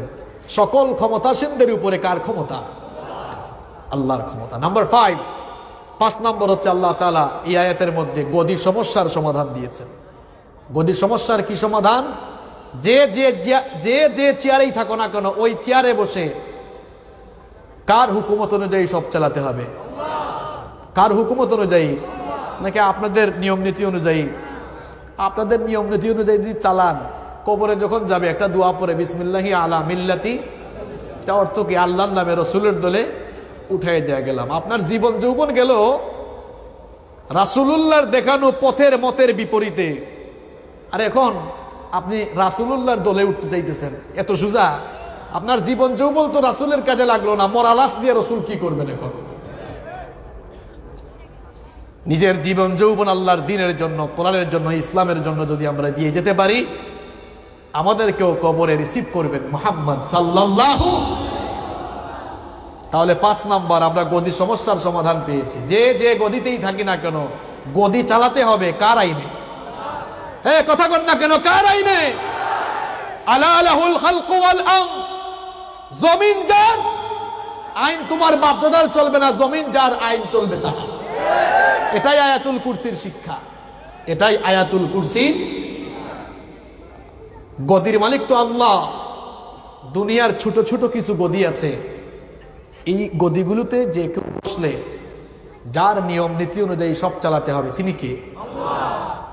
এই শিক্ষা আয়াতুল কুরসি আমাদেরকে দিচ্ছে। নাম্বার 6 নম্বরে আমরা বলতে পারি যে আয়াতুল কুরসি এটি আমাদের জান্নাতে যাওয়ারও একটি মাধ্যম কিনা। এর উপরে আমল করার দরকার আছে না নাই? এটা মুখস্থ করব, এর উপরে আমরা আমলও করব ইনশাআল্লাহ। আমাদেরকে তৌফিক দান করেন। আচ্ছা, এখন কুইজ আছে। এখানে আবার আরেকটা স্লিপ, ইসলামী সঙ্গীত। ইসলামী সঙ্গীত তো একেবারে শেষ মুহূর্তে গাওয়ার কোনো মুডও নেই। আচ্ছা, তারপরও ওনারা রিকোয়েস্ট যেহেতু করেছেন বলছি আমি। এরপরে আমরা কুইজের জন্য সবকিছু রেডি করেন। কুইজের জন্য রেডি তো আপনারা? আপনারা উঠতেছেন কেন? পুরস্কার চলে যাচ্ছে কিন্তু। ভাইরা আমাকে দেখিয়েছেন খুব ভালো পুরস্কার, এবার আকর্ষণীয় পুরস্কার। এরা পুরস্কার রাখলো এত ভালো, কিন্তু প্রশ্ন করে ফেলছে বেশি সহজ। আমার তো মনে হয় একটু পরে মারামারি শুরু হয়ে যাবে, মানে সবাই পারবে এমন অবস্থা হবে। খুব সহজ প্রশ্নগুলো দেখেছি আমি। সবাই প্রস্তুত তো? আপনারা প্রস্তুত? ইনশাআল্লাহ আমরা সবাই আজকে পুরস্কার নিব, বিজয়ী হব। পারবেন তো? এই ধরনী ওই নীল আসমান, নদীর কলতান, সবাই গাহে নিরবধি তোমার প্রেমের গান, তোমার প্রেমের গান, তোমার প্রেমের গান। সাজ সকালে পাখিরা সব জপে তোমার নাম, ঝর্ণা ঝরে তোমার নামে নিত্য বিরাম। সাজ সকালে পাখিরা সব জপে তোমার নাম, ঝর্ণা ঝরে তোমার নামে নিত্য বিরাম। সাগর ঢেউয়ের মাঝে শুনি, সাগর ঢেউয়ের মাঝে শুনি তোমার গুণগান, তোমার গুণগান, তোমার গুণগান। এই ধরনী ওই নীল আসমান, নদীর কলতান, সবাই গাহে নিরবধি তোমার প্রেমের গান, তোমার প্রেমের গান, তোমার প্রেমের গান। কোকিল ডাকে কুহু কুহু মনের হর্ষে, তোমারই নাম শুনি প্রভু মৃদু বাতাসে। কোকিল ডাকে কুহু কুহু মনের হর্ষে, তোমারই নাম শুনি প্রভু মৃদু বাতাসে। ভ্রমর বলে গুনগুনিয়ে, ভ্রমর বলে গুনগুনিয়ে তুমি মহিয়ান, তুমি মহিয়ান, তুমি মহিয়ান। এই ধরনী ওই নীল আসমান, নদীর কলতান, সবাই গাহে নিরবধি তোমার প্রেমের গান, তোমার প্রেমের গান, তোমার প্রেমের গান। আচ্ছা সম্মানিত ভাইয়েরা, আমরা তাইলে কুইজে চলে যাবো না? কুইজে চলে যাবো তো? ঠিক আছে, শুরু করো। আলহামদুলিল্লাহ, আমরা আমাদের আজকের মাহফিলের প্রধান আকর্ষণ, লক্ষ কোটি তরুণ যুবকের হৃদয় স্পন্দন, প্রখ্যাত আলেমে দ্বীন, ইসলামিক গবেষক হযরত মাওলানা হাসিবুর রহমানের কাছ থেকে আমরা মহান আল্লাহ তাআলার পরিচয় শুনলাম। আমরা হয়তো এতদিন ভুলের মধ্যে ছিলাম, আজকে তিনি আমাদেরকে আমাদের যে প্রভু, আমাদের রবের গুণাবলী